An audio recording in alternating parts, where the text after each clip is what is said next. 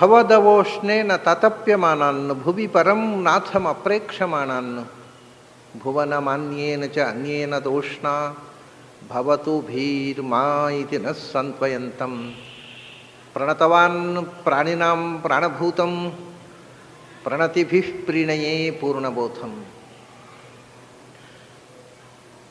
ನಾರಾಯಣಂ ಸುರಗುರುಂ ಜಗದೇಕನಾಥಂ ಭಕ್ತಪ್ರಿಯಂ ಸಕಲಲೋಕನಮಸ್ಕೃತಂಚ ತ್ರೈಗುಣ್ಯವರ್ಜಿತಮಜಂ ವಿಭುಮಾದ್ಯಮೀಶಂ ವಂದೇ ಭವಘ್ನಂ ಅಮರಾಸುರಸಿದ್ಧವಂದ್ಯಂ. ನಾರಾಯಣಂ ನಮಸ್ಕೃತ್ಯ ನರಂಚೈವ ನರೋತ್ತಮಂ ದೇವೀಂ ಸರಸ್ವತೀಂ ವ್ಯಾಸಂ ತತೋ ಜಯಮುದೀರಯೇತ್. ನನ್ನ ಅಧ್ಯಾತ್ಮ ಬಂಧುಗಳೇ, ಅರ್ಜುನ ಕೃಷ್ಣನ ಹಿರಿಮೆಯನ್ನು ಅನೇಕ ಮಾತುಗಳಿಂದ ಹೇಳಿದ, ಅನೇಕ ಋಷಿಗಳ ಜ್ಞಾನಿಗಳ ಸಮ್ಮತಿಯನ್ನು ತೋರಿಸಿದ. ಮತ್ತು ನಾನು ತಿಳ್ಕೊಂಡದ್ದಲ್ಲ, ಋಷಿಗಳು ಹೇಳಿದ್ದಲ್ಲ, ಸ್ವತಃ ನೀನೇ ಹೇಳಿದ ಮಾತು ಅಂತ ಅನ್ನೋದನ್ನು ಅಂದ. ಮತ್ತು ಅದನ್ನು ಕನ್ಫರ್ಮ್ ಮಾಡಿದ. ಸರ್ವಮೇತ ಧೃತಂ ಮನ್ಯೇ ಯನ್ಮಾಂ ವದಸಿ ಕೇಶವನ್. ನೀನು ಏನು ಹೇಳಿದೆಯೋ ನೀನು ಯಥಾರ್ಥ ಜ್ಞಾನ ಸ್ವರೂಪ, ಅದರಿಂದ ನೀನು ಏನು ಹೇಳಿದೆಯೋ ಅದು ಸುಳ್ಳಾಗುವುದು ಸಾಧ್ಯವೇ ಇಲ್ಲ. ಸರ್ವಂ ಏತತ್ ಋತಂ ಮನ್ಯೇ ಯನ್ಮಾಂ ವದಸಿ. ನೀನು ಹೇಳಿದ ನಿನ್ನ ಬಗ್ಗೆ ಇನ್ನೊಂದು ವಿಶೇಷ ಏನು ಅಂತಂದರೆ, ನಿನ್ನ ಬಗ್ಗೆ ಏನಾದರೂ ಹೇಳಬೇಕಾಗಿದ್ದರೆ ಅದು ನೀನೇ ಹೇಳಬೇಕು. ಯಾಕೆ ನಿನ್ನ ಬಗ್ಗೆ ಇನ್ನೊಬ್ಬರಿಗೆ ಏನೂ ಗೊತ್ತಿಲ್ಲ. ಭಗವಂತನ ಬಗ್ಗೆ ಪೂರ್ಣ ತಿಳಿದವರು ಯಾರೂ ಇಲ್ಲ. ಯಾಕೆ ನಹಿತೇ ಭಗವನ್ ವ್ಯಕ್ತಿಂ ವಿದುರ್ದೇವಾ ನ ದಾನವಾ ಸ್ವಯಮೇವ ಆತ್ಮನಾತ್ಮಾನಂ ವೇತ್ತತ್ವಂ ಪುರುಷೋತ್ತಮ ಭೂತಭಾವನ ಭೂತೇಶ ದೇವದೇವ ಜಗತ್ಪತೆ. ನಹಿತೇ ಭಗವನ್ ವ್ಯಕ್ತಿಂ ವಿದುಹು ನ ದೇವಾ ನ ದಾನವ. ಈ ಪ್ರಪಂಚದಲ್ಲಿ ಎರಡೇ ಥರದ ಜನರಿರೋದು, ಒಳ್ಳೆಯವರು ಮತ್ತು ಕೆಟ್ಟವರು ಅಂತ. ಮೂರು ಥರದ ಜನರು ಅಂತ ಹೇಳ್ತಾರೆ, ಸಾತ್ವಿಕರು, ರಾಜಸರು, ತಾವು. ಇನ್ನೊಂದು ವಿಭಾಗ ಮಾಡ್ತಾರೆ ಶಾಸ್ತ್ರಕಾರರು, ಒಳ್ಳೆಯವರು ಮತ್ತು ಕೆಟ್ಟವರು ಅಂತ. ಎರಡೇ ಥರದ ಜನರು. ಅದನ್ನೇ ಇದು ದೇವಾಹ ದಾನವಾಹ ಅಂತ. ದೇವತೆಗಳು ಅಂದರೆ ಜ್ಞಾನದ ಬೆಳಕಿನ ದಾರಿಯಲ್ಲಿ ಹೋಗುವವರು, ಒಳ್ಳೆಯವರು, ಸಜ್ಜನರು. ಅಲ್ಲಿ ಎಲ್ಲ ಬಂತು. ಸಜ್ಜನರೆಲ್ಲ ದೇವತೆಗಳು ಮಾತ್ರ ಅಲ್ಲ. ದೇವಾಹ ಅಂದರೆ ಬೆಳಕಿನ ದಾರಿ, ಜ್ಞಾನದ ದಾರಿಯಲ್ಲಿ ಸಾಗುವ ಸಜ್ಜನರು, ಸಾತ್ವಿಕರು. ದಾನವರು ಅಂದರೆ ರಜಸ್ಸು ತಮಸ್ಸಿನ ದಾರಿಯಲ್ಲಿ ಸಾಗುವವರು ದಾನವರು. ಧನುವಿನ ಮಕ್ಕಳು ಅಂತ ಅರ್ಥ ಅಲ್ಲ. ದ್ವಿತೀಯ ಮಕ್ಕಳು, ಅದ್ವಿತೀಯ ಮಕ್ಕಳು, ಧನುವಿನ ಮಕ್ಕಳು ಈ ವಿಭಾಗದಿಂದ ಇಲ್ಲಿ ಈ ಶಬ್ದ ಬಂದದ್ದೇ ಅಲ್ಲ. ದಾನವರು ಅಂದರೆ ಯಾರಲ್ಲಿ ದಾನರೂಪವಾದ ಕರ್ಮ ಅಂದರೆ ಸಾತ್ವಿಕ ಕರ್ಮ ಮತ್ತು ವಿದ್ಯಾದಾನ ರೂಪವಾದ ಜ್ಞಾನ ಎರಡೂ ವರ್ಜಿತವೋ ಅವರು ದಾನವರು. ಅಂದರೆ ಜ್ಞಾನ ಮಾರ್ಗವೂ ಇಲ್ಲ, ಕರ್ಮ ಮಾರ್ಗವೂ ಇಲ್ಲ. ಆ ಕಡೆ ಕರ್ಮಾನುಷ್ಠಾನವೂ ಇಲ್ಲ, ಈ ಕಡೆ ಜ್ಞಾನ ಪರಂಪರೆಯ ಅರಿವೂ ಇಲ್ಲದವರು ದಾನವರು ಅಂತ. ಹಾಗಾಗಿ ದಾನವರು ಅಂದರೆ ಧನುವಿನ ಮಕ್ಕಳು ಅಂತ ಅರ್ಥ ಅಲ್ಲ ಇಲ್ಲಿ. ಧನುವಿನ ಮಕ್ಕಳಿಗೆ ಗೊತ್ತಿಲ್ಲ ಅಂದರೆ ದ್ವಿತೀಯ ಮಕ್ಕಳಿಗೆ ಗೊತ್ತಿರ್ಬೋದಲ್ವ? ಹಾಗಾದರೆ ಅಂದರೆ ಅದು ತಾಯಿ ಮಕ್ಕಳ ಪ್ರಶ್ನೆ ಅಲ್ಲ. ದಾನ ವರ್ಜಿತರು ಯಾವುದು? ದಾನ ಅಂದರೆ ಯಜ್ಞದಾನ ತಪಃ ಕರ್ಮ ಅಂತ ಕೃಷ್ಣ ಹೇಳಿರತಕ್ಕಂಥ ಕರ್ಮಾನುಷ್ಠಾನವೂ ಇಲ್ಲದವರು, ವಿದ್ಯಾದಾನವೂ ಇಲ್ಲದವರು, ಸ್ವಯಂ ಜ್ಞಾನ ಮತ್ತು ಕರ್ಮ ಎರಡರಿಂದ ವಂಚಿತರಾದವರು ದಾನವರು. ದೇವತೆಗಳನ್ನು ಇದು ಎರಡೂ ಉಳ್ಳವರು. ದಾನ ಧರ್ಮ ಮಾಡುವವರು, ವಿದ್ಯೆಯನ್ನು ತಿಳಿದವರು, ವಿದ್ಯೆಯ ದಾರಿಯಲ್ಲಿ ನಡೆದವರು, ಜ್ಞಾನದ ದಾರಿ ನಡೆದವರು. ಹಾಗಾಗಿ ಜ್ಞಾನಿಗಳಿರಬಹುದು, ಅಥವಾ ಜ್ಞಾನ ಮಾರ್ಗವನ್ನು ವಿರೋಧ ಮಾಡಿರತಕ್ಕಂಥ ಸಾತ್ವಿಕರು ಮಾರ್ಗವನ್ನು ಬಿಟ್ಟು ರಾಜಸ ತಾಮಸ ದಾರಿ ಹಿಡಿದವರು ಇರಬಹುದು. ಯಾರೂ ಕೂಡ ನಹಿತೇ ಭಗವನ್ ವ್ಯಕ್ತಿಂ ವಿದುಹು.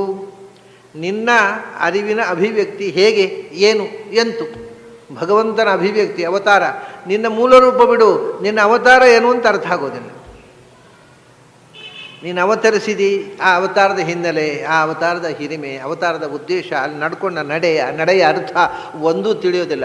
ಕೃಷ್ಣನನ್ನು ಅಪಾರ್ಥ ಮಾಡಿಕೊಳ್ಳೋದು ಸುಲಭ, ಅರ್ಥ ಮಾಡಿಕೊಳ್ಳೋದು ಕಷ್ಟ ಅಲ್ವಾ? ಅದನ್ನ ನೀನು ಕೃಷ್ಣನಾಗಿ ಅವತರಿಸಿ ಬಂದು ನೀನೇ ನಮಗೆ ಅರ್ಥ ಆಗ್ತಾ ಇಲ್ಲ. ನಿನ್ನ ಮೂಲ ರೂಪ ಅಂತೂ ಬಿಡು, ಅವತಾರದಲ್ಲಿ ನಾವು ನಿತ್ಯ ಕಾಣ್ತಾ ಇದ್ದೇವೆ, ಆದರೂ ನೀನು ಏನು ಅಂತ ನಮಗೆ ಅರ್ಥ ಆಗೋಲ್ಲ. ನಿನ್ನ ಕ್ರಿಯೆ ಏನು ವಿಚಿತ್ರಪ್ಪ, ಕೃಷ್ಣ ಸುಳ್ಳು ಹೇಳ್ತಾನೆ ಅಂತ ಕಾಣುತ್ತೆ ಮೇಲ್ನೋಟ. ಏನು ಸುಳ್ಳು ಹೇಳೋದು ಬೇರೆ, ಧರ್ಮರಾಜನ ಹತ್ರ ಸುಳ್ಳು ಹೇಳಿಸೋದು ಬೇರೆ, ಅಶ್ವತ್ಥಾಮ ಸತ್ತ ಅಂತ ಹೇಳುವಂಥ ಆ ಬೆಣ್ಣೆ ಕದಿಯೋದು ಬೇರೆ, ಸೀರೆ ಕದಿಯೋದು ಬೇರೆ, ಎಲ್ಲ ಅಧ್ವಾನವೇ. ಭಗವಂತ ಹೀಗೆಲ್ಲ ಮಾಡೋದಾ ಅಂತ ನಮಗೆ ಗಾಬರಿ ಆಗುವ ಹಾಗೆ ನಡ್ಕೊಳ್ತೀಯಾ? ಒಂದೊಂದು ನಡೆ ಹಿಂದೆ ಎಂಥ ಆಳವಾದ ವೇದಾಂತದ ಸಂದೇಶ ತುಂಬಿರ್ತೀಯ.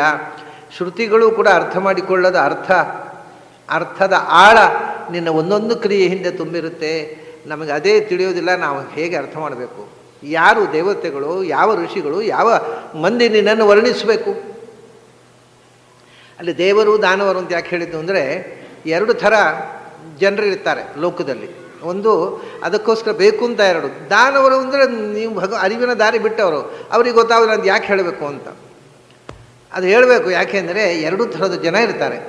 ದೇವತೆಗಳು ಅಂದರೆ ಒಂದು ವಸ್ತುವನ್ನು ನೋಡಿದ ಕೂಡಲೇ ಅದನ್ನು ಖುಷಿಪಟ್ಟು ಅದರ ಒಳ್ಳೆಯ ಅಂಶವನ್ನು ಗ್ರಹಿಸುವವರು. ಅವರಿಗೆ ದೇವತೆಗಳಲ್ಲಿ ಒಂದು ಕೊರತೆ ಇದೆ. ಒಳ್ಳೆಯದು ಎಲ್ಲಿ ಒಳ್ಳೆಯದಿದ್ರು ಗ್ರಹಣ ಮಾಡ್ತಾರೆ, ಕೆಟ್ಟದನ್ನು ಗ್ರಹಣ ಮಾಡೋದಿಲ್ಲ. ಅದರಲ್ಲಿರೋ ಡಿಫೆಕ್ಟ್ ಗೊತ್ತಾಗೋದಿಲ್ಲ. ದಾನವರು ಅಂತ ಇರ್ತಾರೆ ಅವರು. ಅವ್ರಿಗೇನು ಅಂದರೆ ಏನು ತಪ್ಪಿದೆ ಅಂತ ಹುಡುಕೋದು ಮಾತ್ರ, ಒಳ್ಳೆಯ ಅಂಶ ಕಾಣೋದೇ ಇಲ್ಲ. ಸೊ ತಪ್ಪು ಹುಡುಕುವವರು ದಾನವರು, ಒಳ್ಳೆಯ ಅಂಶನ ಹುಡುಕುವವರು ದೇವತೆಗಳು. ನಮಗೆ ಇಬ್ಬರು ಬೇಕು. ಯಾಕೆಂದರೆ ಒಳ್ಳೆಯ ಅಂಶ ಇದ್ದವರು ಗೊತ್ತಾಗಬೇಕಪ್ಪ, ತಪ್ಪಿದ್ದವರು ತಪ್ಪು ಗೊತ್ತಾಗಬೇಕು. ನಾವು ದೇವತೆಗಳ ಅಭಿಪ್ರಾಯ ಕೇಳಿದರೆ ತಪ್ಪೇ ಗೊತ್ತಾಗಲ್ಲ. ಅವರೆಲ್ಲ ಒಳ್ಳೆಯ ಅಂಶಗಳನ್ನು ಮಾಡಿ ಸುಮ್ಮನೆ ಕೂತ್ಬಿಡ್ತಾರೆ, ತಿದ್ದಿಕೊಳ್ಳಲಿಕ್ಕೆ ಆಗೋಲ್ಲ.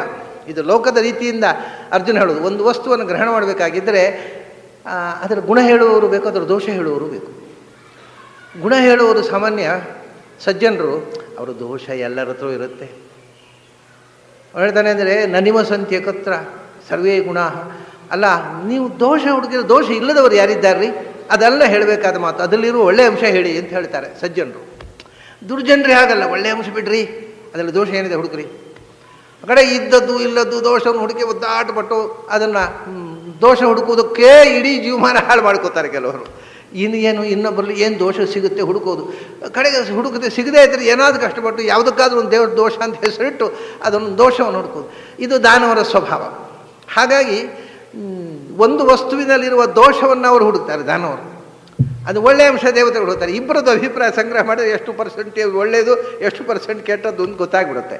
ಹಾಗೆಯೇ ಈ ದೇವತೆಗಳು ನಿನ್ನ ಗುಣ ತುದಿ ಮುಟ್ಟಲಿಲ್ಲ. ದಾನವರಿಗೆ ನಿನ್ನೆಲ್ಲ ದೋಷ ಹುಡುಕೋದು ಸಾಧ್ಯ ಆಗಲಿಲ್ಲ. ಅದರಿಂದ ದೋಷ ಹುಡುಕೋದು ಆಗಲಿಲ್ಲ, ಗುಣ ತಿಳಿಯೋದು ಆಗಲಿಲ್ಲ. ನಿನ್ನೆಲ್ಲ ದೋಷ ಹುಡುಕೋದು ಯಾಕೆ? ಹುಡುಕೋದು ಸಾಧ್ಯ ಇಲ್ಲ, ನೀನು ನಿರ್ದುಷ್ಟ ಸ್ವಭಾವದವ. ಅದರಿಂದ ಯಾವ ದಾನವನಿಗೂ ನಿನ್ನಲ್ಲಿ ದೋಷವನ್ನು ಹುಡುಕಿ ದೋಷ ಅಂತ ಆರೋಪ ಮಾಡಿ ಅದನ್ನು ಪ್ರೂವ್ ಮಾಡಲಿಕ್ಕೆ ಆಗಲಿಲ್ಲ. ಯಾವ ದೇವತೆಗೂ ದೇವರಲ್ಲಿ ಗುಣ ಇಷ್ಟು ಪ್ರಮಾಣ ಸಂಖ್ಯೆ ಆಗಲಿಲ್ಲ. ಆದ್ದರಿಂದ ವಸ್ತುತಃ ನಿನ್ನ ಬಗ್ಗೆ ಗೊತ್ತಿರುವುದು ನಿನಗೆ ಮಾತ್ರ. ಸ್ವಯಮೇವ ಆತ್ಮಾನಂ ವೇತ್ತತ್ವಂ ಪುರುಷೋತ್ತಮ. ಆತ್ಮಾನಂ ಸ್ವಯಮೇವ ವೇತ್ತ. ನೀನು ಮಾತ್ರವೇ ನಿನ್ನ ಬಗ್ಗೆ ನೀನೇ ತಿಳ್ಕೊಂಡವನು ಹೊರತು ನಿನ್ನ ಬಗ್ಗೆ ತಿಳ್ಕೊಂಡವರು ಇನ್ನು ಯಾರಿದ್ದಾರೆ? ತೋರಿಸು ನೀನೇ. ಇಂಥವ್ರಿಗೆ ಗೊತ್ತಿದೆ ಹೇಳ್ಬೋದು. ಅದಕ್ಕೆ ಸ್ವಯಮೇವ ಅಂತ ಒಂದು ಶಬ್ದ ಸೇರಿಸಿದ್ರು. ನೀನು ಸ್ವಯಮೇವ ಆಗಿರತಕ್ಕ ನಿನ್ನ ಅವತಾರಗಳು. ವೇದವ್ಯಾಸರು ಹೇಳ್ಬೋದು, ಭಗವಂತನ ರೂಪಗಳೇ ಪರಶುರಾಮ ಹೇಳಬಹುದು.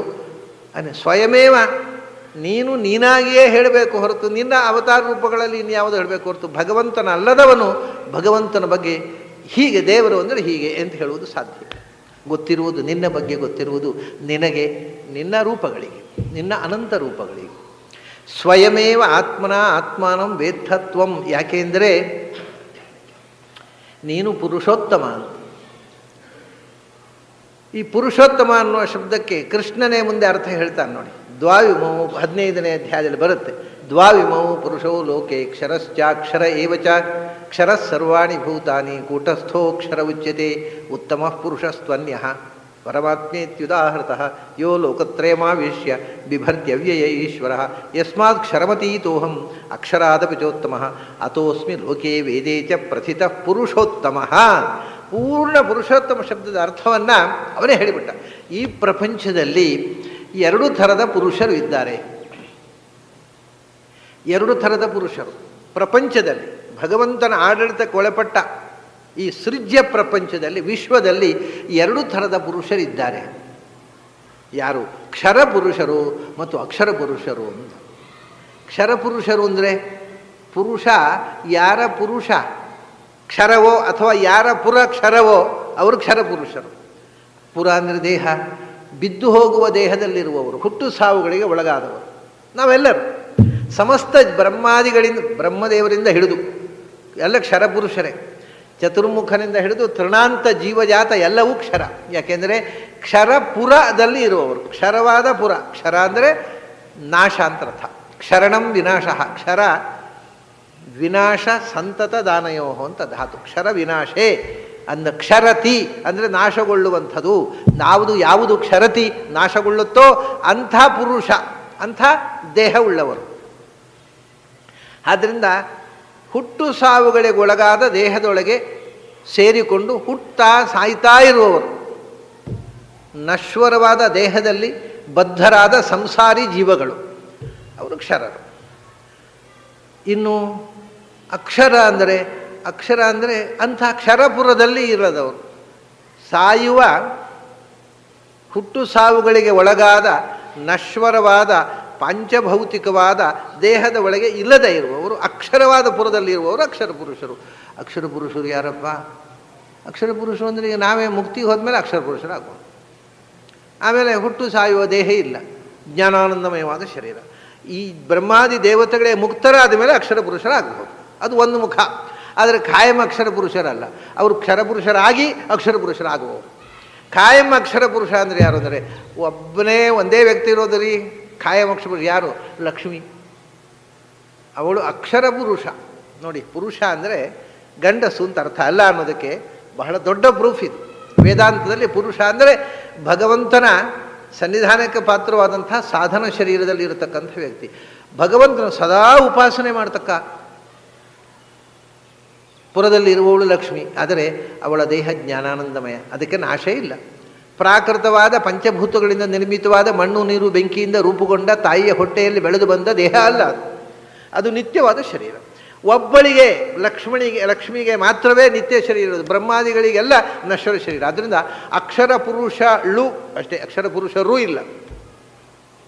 ಅವಳು ಅಕ್ಷರಳು, ಆದರೂ ಪುರುಷ. ಉಳಿದವರೆಲ್ಲ ಅಕ್ಷರರು, ಬ್ರಹ್ಮಾದಿಗಳಿಂದ ಹಿಡಿದು. ಅದನ್ನೇ ಹೇಳ್ತಾರೆ ಉಪನಿಷತ್ತೇ ನಮಗೆ ಈ ವಾರ್ಣೆ ಮಾಡ್ತೀವಿ. ವಾಯುರ ಅನಿಲಂ ಅಮೃತಂ. ವಾಯುದೇವರು ಯಾರು ಬ್ರಹ್ಮ ಪದವಿಗೆ ಬರ್ತಾರೆ ಅಂಥ ವಾಯುದೇವರು, ಬ್ರಹ್ಮ ಪದವಿಗೆ ಬಂದ ವಾಯುದೇವರು ಅಂತ ಇಟ್ಕೊಳ್ಳಿ. ಬರ್ತಾರೆ ಅಲ್ಲ, ಬಂದ ಬ್ರಹ್ಮ ಪದವಿಯಲ್ಲಿ ಇದ್ದಾರೆ.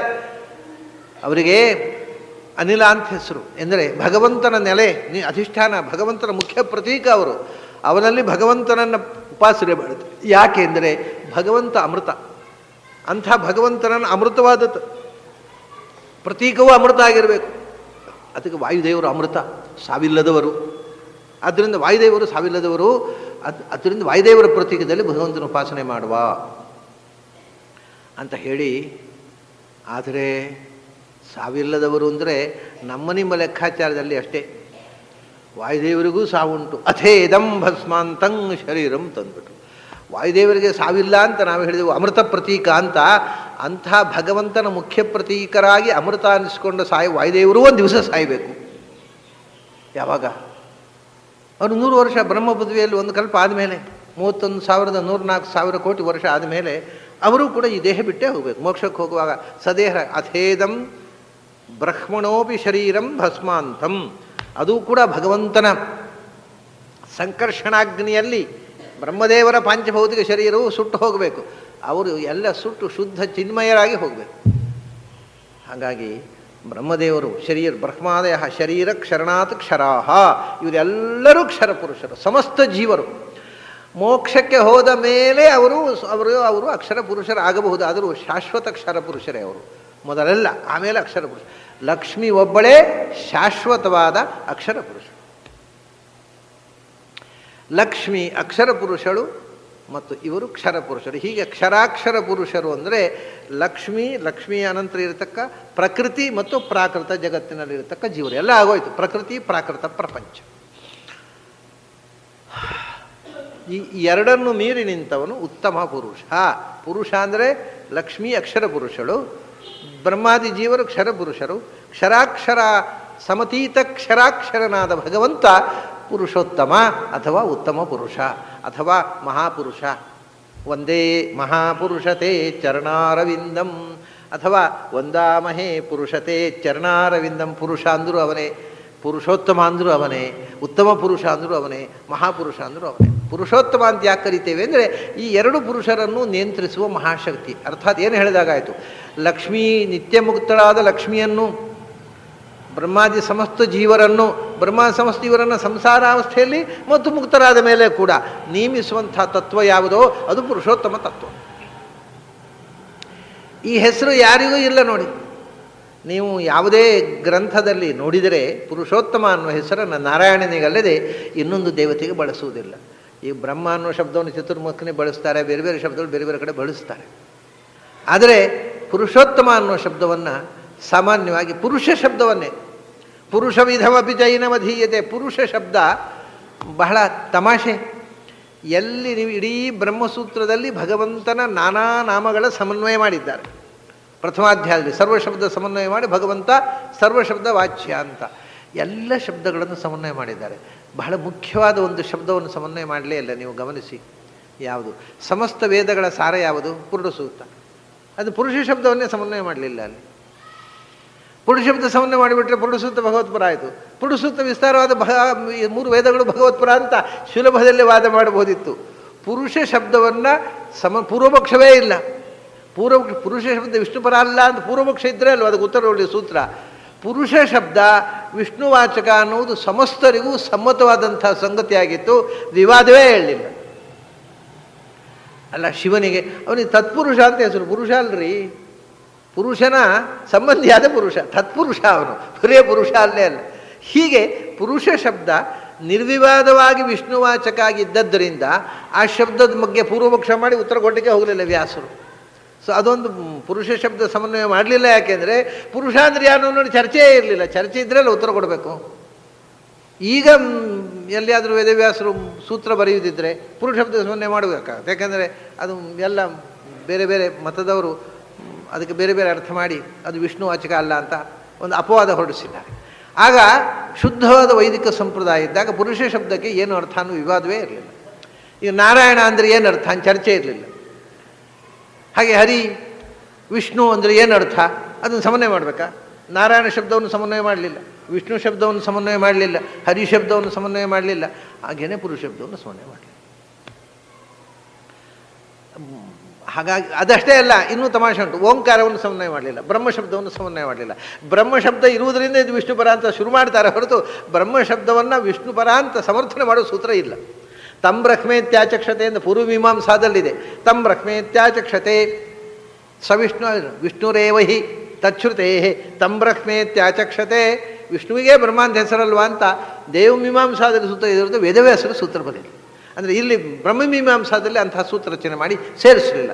ಹಾಗಾಗಿ ಓಂಕಾರ, ಬ್ರಹ್ಮ ಶಬ್ದ, ವಿಷ್ಣು ಶಬ್ದ, ನಾರಾಯಣ ಶಬ್ದ, ಪುರುಷ ಶಬ್ದ ಇವು ಯಾವುದಕ್ಕೂ ಸಮನ್ವಯ. ಯಾಕೆಂದರೆ ಇದು ವಿಷ್ಣುಪರ, ಅದರಿಂದ ಅದನ್ನು ಆ ಶಬ್ದ ಇದ್ದರೆ ಪೂರ್ವಪಕ್ಷವೇ ಇಲ್ಲ. ವಿಷ್ಣು ಸೂಕ್ತ ವಿಷ್ಣುಪರ ಹೋದಲ್ವ ಅಂತ ಸಮನ್ವಯ ಮಾಡಿ ಒಂದು ಸೂತ್ರ ರಚನೆ ಮಾಡಿ ಅಧಿಕರಣ ರಚನೆ ಬೇಡ. ಆ ಥರ ಪುರುಷ ಶಬ್ದವನ್ನು ಬಿಟ್ಟಿದ್ದಾರೆ. ಅದರಿಂದ ಪುರುಷ ಶಬ್ದ ಮೂಲತಃ ವಿಷ್ಣುವಾಚಕ. ಅದನ್ನು ಮೊದಲೇ ಪುರುಷಂ ಶಾಶ್ವತಂ ದಿವ್ಯಂ ಆದಿದೇವಂ ಅಜಂ ವಿಭುಂ ಇಲ್ಲೇ ಪ್ರಾರಂಭದಲ್ಲಿ ಹೇಳಿದ್ದ. ಪುರುಷ ಅಂದರೆ ನೀನೇ. ಆದರೆ ಅಮುಖ್ಯ ಅರ್ಥದಲ್ಲಿ ಇಬ್ಬರು ಪುರುಷರಿದ್ದಾರೆ. ಲಕ್ಷ್ಮಿಯೂ ಪುರುಷಳು, ಬ್ರಹ್ಮಾದಿ ದೇವತೆಗಳೂ ಪುರುಷರು, ಎಲ್ಲ ಅಮುಖ್ಯ ಪುರುಷರು, ನಿನ್ನ ಅಧೀನ ಪುರುಷರು. ಆ ಎಲ್ಲ ಪುರುಷರಿಗೆ ಉತ್ತಮನಾದ ನಿಯಾಮಕನಾದಂಥವನು, ಅವರಿಂದ ಮೇಲೆ ನಿಂತು ಅವರನ್ನು ರಕ್ಷಣೆ ಮಾಡುವಂಥ ಮುಕ್ತಾಮುಕ್ತ ನಿಯಾಮಕರಾದ ಪುರುಷೋತ್ತಮ ನೀನೊಬ್ಬನೇ. ಪುರುಷ ಅಂತ ಆದರೆ ಅಮುಖ್ಯ ಅರ್ಥದಲ್ಲಿ ಅದು ಬೇರೆ ಯಾರಾದರೂ ಇರಬಹುದು. ಆದರೆ ಪುರುಷೋತ್ತಮ ಅಂತ ಇನ್ನು ಪುರುಷ ಅಂತ ಹೆಸರು ಹೇಳಿದಲ್ಲ, ಬ್ರಹ್ಮಾದಿಗಳಿಗೂ ಹೆಸರು ಬರ್ಬೋದು, ಲಕ್ಷ್ಮಿಗೂ ಪುರುಷ ಅಂತ ಹೆಸರು ಬರ್ಬೋದು. ಆದರೆ ಪುರುಷೋತ್ತಮ ಅಂದರೆ ನೀನೊಬ್ಬನೇ. ಇನ್ಯಾವ ದೇವತೆಗಳಿಗೆ ಈ ಶಬ್ದವನ್ನು ಬಳಸಲಿಲ್ಲ. ನಾನು ಹೇಳಿದ ಹಾಗೆ ನಾರಾಯಣ ಶಬ್ದದಂತೆ, ವಿಷ್ಣು ಶಬ್ದದಂತೆ, ಅಥವಾ ಓಂಕಾರದಂತೆ, ಬ್ರಹ್ಮ ಶಬ್ದದಂತೆ, ಸ್ವಲ್ಪ ಮಟ್ಟಿಗೆ ಆತ್ಮ ಶಬ್ದ ಕೂಡ. ಆತ್ಮ ಅಂದರೆ ಪರಮಾತ್ಮ ಅಂತಲೇ ಜೀವ ಅನ್ನೋ ಅರ್ಥದಲ್ಲಿ ಬಳಸ್ತಾರೆ, ಅದಕ್ಕೆ ಪರಮಾತ್ಮ ಅಂತ ಹೇಳ್ತಾರೆ. ಹಾಗೆ ಇಲ್ಲಿ ಪುರುಷ ಅದನ್ನು ಪುರುಷೋತ್ತಮ ಅಂತ ಹೇಳಿದ್ರು, ಹಾಗೆ ಪರಮಾತ್ಮ ಅಂತ ಹೇಳಿಬಿಡ್ತಾರೆ. ಇವೆಲ್ಲ ಶಬ್ದಗಳು ಮೂಲಭೂತವಾಗಿ ವಿಷ್ಣುವಾಚಕವಾಗಿ ಶಾಸ್ತ್ರದಲ್ಲಿ ಬಳಕೆಗೆ ಬಂದವುಗಳು. ಅದನ್ನ ಅರ್ಜುನ ಅದನ್ನೆಲ್ಲ ಮನಸ್ಸಿನಲ್ಲಿ ಇಟ್ಕೊಂಡು ನೀನು ಪುರುಷೋತ್ತಮ, ಸ್ವಯಮೇವ ಆತ್ಮನಾತ್ಮಾನಂ ವೇತ್ತತ್ವಂ ಪುರುಷೋತ್ತಮ. ಅವನಿಗೆ ಮನಸ್ಸಮಾಧಾನ ಇಲ್ಲ. ಕೃಷ್ಣನ ಬಗ್ಗೆ, ಕೃಷ್ಣನ ಗುಣಗಳನ್ನು ಅನುಸಂಧಾನ ಮಾಡಿ ತೃಪ್ತಿ ಇಲ್ಲ. ಭೂತಭಾವನ, ಭೂತೇಶ, ದೇವದೇವ, ಜಗತ್ಪತೆ, ಎಷ್ಟು ವಿಶೇಷಣಗಳನ್ನು ಹೇಳ್ತಾನೆ. ನೀನು ಭೂತಭಾವನ, ಭೂತಾತ್ಮ. ಮುಂದೆ ಧರ್ಮರಾಜನಿಗೆ ಯುಧಿಷ್ಠಿರನಿಗೆ ಭೀಷ್ಮಾಚಾರ್ಯರು ಹೇಳುವ ವಿಷ್ಣು ಸಹಸ್ರನಾಮದಲ್ಲಿ ಹೆಸರು ಬರ್ತದೆ, ಭೂತಭಾವನ ಅಂತ. ಅದನ್ನು ಮೊದಲೇ ಅರ್ಜುನ ಅಭಿವ್ಯಕ್ತಗೊಳಿಸ್ತಾ ಇದ್ದಾನೆ. ನೀನು ಭೂತಭಾವನ. ಭೂತಭಾವನ ಅಂದರೆ ಏನು? ಭೂತ ಅಂದರೆ ನೋಡಿ, ಇದು ಪುರುಷೋತ್ತಮದ ಒಟ್ಟಿಗೆ ನೆನಪಾಗುವ ಒಂದು ಶಬ್ದ. ಯಾಕೆ ಅಂದರೆ ಭೂತ ಅಂತಂದರೆ ಒಂದು ಅರ್ಥ ಪಂಚಭೂತಗಳು, ಮಣ್ಣು ನೀರು ಬೆಂಕಿ ಗಾಳಿ ಆಕಾಶ, ಅರ್ಥಾತ್ ಪ್ರಪಂಚ. ಈ ಜಡ ಪ್ರಪಂಚ, ಭೂತ ಅಂದರೆ ಜಡ. ಈಗ ಜಡ ಪ್ರಪಂಚದಲ್ಲಿ ಇರೋದೇ 5 ಬಗೆ: ಮಣ್ಣು ನೀರು ಗಾಳಿ ಆಕಾಶ ಬೆಂಕಿ, ಅಷ್ಟೇ. ಮಣ್ಣು ನೀರು ಬೆಂಕಿ ಗಾಳಿ ಆಕಾಶ, ಇದು 5 ಬಿಟ್ಟು 6ನೇ ವಸ್ತು ಇಲ್ಲ ಪ್ರಪಂಚದಲ್ಲಿ. ಇರೋದೆಲ್ಲ ಈ 5. ಆ ಭೂತಗಳನ್ನು ಸೃಷ್ಟಿ ಮಾಡಿದವನು ಇವ, ಆಮೇಲೆ ಅದನ್ನು ರಕ್ಷಣೆ ಮಾಡಿದವನು ಇವ. ಆ ಪಂಚಭೂತಗಳನ್ನು ಒಂದು ಸಂಹಾರ ಮಾಡಿ ಪ್ರಳಯದಲ್ಲಿ ನಾ ಸದಾಸಿ ನೋ ಸದಾಸಿ ತದಾನಿ ಏನೂ ಇರದಂತೆ ತಾನು ಪ್ರಳಯಾರ್ಣವದಲ್ಲಿ ಮಲಗಿದವನು ಇವ. ಅದರಿಂದ ಭಾವನಾ ಅಂದರೆ ಏನು ಗೊತ್ತಾ? ಸೃಷ್ಟಿ ಸ್ಥಿತಿಶ್ಚ ಸಂಹಾರ ಭಾವನಾ ಇತ್ಯಭಿಧೀಯತೆ ಅಂತ. ಭಾವನಾ ಅಂದರೆ ಸೃಷ್ಟಿ ಸ್ಥಿತಿ ಸಂಹಾರಗಳ ಒಟ್ಟಿಗೆ ಭಾವನೆ. ಭಾವನೆ ಅಂದರೆ ಆಗುವಿಕೆ. ಏನಾಗುವಿಕೆ? ಹುಟ್ಟುವಿಕೆ, ಇರುವಿಕೆ, ಸಾಯುವಿಕೆ, ಇದಿಷ್ಟು ಆಗುವಿಕೆ ಭಾವನೆ ಅಂತ ಹೇಳ್ತಾರೆ. ಒಂದು ವಸ್ತುವಿನ ಭಾವನಾ ಅಂದರೆ ಹುಟ್ಟು, ಇರವು, ಸಾವು, 3 ಸ್ಟೇಜುಗಳು. ಹಾಗಾಗಿ ಈ ಪಂಚಭೂತಗಳಿಂದ ನಿರ್ಮಿತವಾದ ಪ್ರಪಂಚದ ಹುಟ್ಟು, ಇರವು, ಸಾವು ಯಾರ ಅಧೀನವೋ ಅವನು ಭೂತ ಭಾವನಾ. ಪಂಚಭೂತಗಳು ಜಡ ಆಯ್ತು, ಅದು ಇಡೀ ಜಡ ಪ್ರಪಂಚಕ್ಕೆ ನೀನು ಸ್ವಾಮಿ. ಇನ್ನೊಂದು ಅರ್ಥ ಭೂತ ಅಂದರೆ ಭೂತಿ ಅಂದರೆ ಉನ್ನತಿ. ಭೂತಿ ಉಳ್ಳದ್ದು ಭೂತ.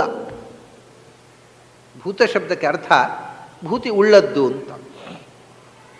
ಈ ಜಡದಕ್ಕಿಂತ ಹೆಚ್ಚು ಭೂತಿ ಉಳ್ಳದ್ದು ಯಾವುದು ಹೇಳಿ? ಜಡಕ್ಕೆ ಉನ್ನತಿ ಮೇಲಕ್ಕೇರುವಂಥ ಪ್ರಶ್ನೆ ಇಲ್ಲ, ಅದು ಇದ್ದಲ್ಲೇ ಇರುವುದು. ಅದು ಇನರ್ಟ್, ಅದರ ಡೆವಲಪ್ಮೆಂಟ್ ಇಲ್ಲ, ಬೆಳವಣಿಗೆ ಇಲ್ಲವೇ ಇಲ್ಲ. ಅದರಿಂದ ಜಡಕ್ಕೆ ಭೂತಿ ಇಲ್ಲ. ಭೂತಿ ಅಂದರೆ ಎತ್ತರಕ್ಕೆ ಇರುವುದು, ಬೆಳೆಯುವುದು. ಆ ಬೆಳವಣಿಗೆ, ಉನ್ನತಿ ಇಲ್ಲವೇ ಇಲ್ಲ. ಅದನ್ನ ಜಡ ಭೂತಿ ಅಲ್ಲ. ಭೂತಿ ಉಳ್ಳದ್ದು ಯಾವುದು ಅಂದರೆ ಚೇತನಕ್ಕೆ ಮಾತ್ರ ಬೆಳವಣಿಗೆ ಇದೆ. ಚೇತನ ಜ್ಞಾನದಿಂದ ಬೆಳೆಯುತ್ತೆ. ಚೇತನ ಒಳಗೆ ಸೇರಿಕೊಂಡ್ರೆ ಈ ಜಡ ಶರೀರವೂ ಬೆಳೆಯುತ್ತೆ. ಅಂತ ಬೆಳವಣಿಗೆಗೆ ಕಾರಣ ಚೇತನ ಹೊರತು ಜಡ ಅಲ್ಲ. ಬೆಳವಣಿಗೆ ಉಳ್ಳದ್ದು ಭೂತ ಅಂದರೆ ಅರ್ಥಾತ್ ಜೀವಜಾತ. ಜಡ ಮುಗಿಯಿತು, ಈಗ ಭೂತಭಾವನ ಜೀವಜಾತ. ಸಾವಿಲ್ಲದ ಜೀವಜಾತಕ್ಕೆ ದೇಹ ಕೊಟ್ಟು ಹುಟ್ಟು, ರಕ್ಷಣೆ, ಸಾವು ಕೊಡತಕ್ಕವ ನೀನು ಭೂತಭಾವನ. ಸಮಸ್ತ ಜೀವಜಾತ ಭೂತ ಅಂದರೆ ಈ ಎಲ್ಲ ಬಂತು. ಬ್ರಹ್ಮಾದಿ ತೃಣಾಂತ ಸಮಸ್ತ ಜೀವರು, ಹಿಂದೆ ಪುರುಷ ಶಬ್ದದಿಂದ ಯಾರು ಬಂದರೋ ಅವರೆಲ್ಲ ಇಲ್ಲಿ ಭೂತಗಳಾಗ್ಬಿಟ್ರು. ಆಮೇಲೆ ಮತ್ತೆ ಅಷ್ಟೇ ಅಲ್ಲಪ್ಪ, ಮತ್ತೇನು? ಭೂತಿ ಅಂದರೆ ಉನ್ನತಿ ಅಲ್ವಾ? ಆ ಉನ್ನತಿ ಹೊಂದಿದವರಲ್ಲಿ ಜೀವರಿಗಿಂತ ಭೂತಿ ಹೊಂದಿದವರು ಇದ್ದಾರೆ. ಯಾರು? ಜೀವರಲ್ಲೇ ಅವರು ಮೋಕ್ಷಕ್ಕೆ ಹೋದಾಗ ನಿಜ ಅದು ಭೂತಿ. ಅದನ್ನ ಭೂತರು ಅಂದರೆ ಮುಕ್ತರು. ಭೂತಭಾವನಃ ಮುಕ್ತರನ್ನೂ ರಕ್ಷಣೆ ಮಾಡತಕ್ಕವನೇನಪ್ಪ. ಈ ಭೂತಿ ಉಳ್ಳ ಎಲ್ಲ ಜೀವರನ್ನೂ ಸೃಷ್ಟಿ ಮಾಡಿದವಳು ತಾಯಿ ಲಕ್ಷ್ಮಿ, ಅವಳು ಭೂತ. ಅವಳಿಗೂ ನೀನು ರಕ್ಷಣೆ ಮಾಡತಕ್ಕವ. ಅದರಿಂದ ನೀನು ಮಹಾಭೂತ. ಏಕೋ ವಿಷ್ಣು ಮಹದ್ಭೂತಂ.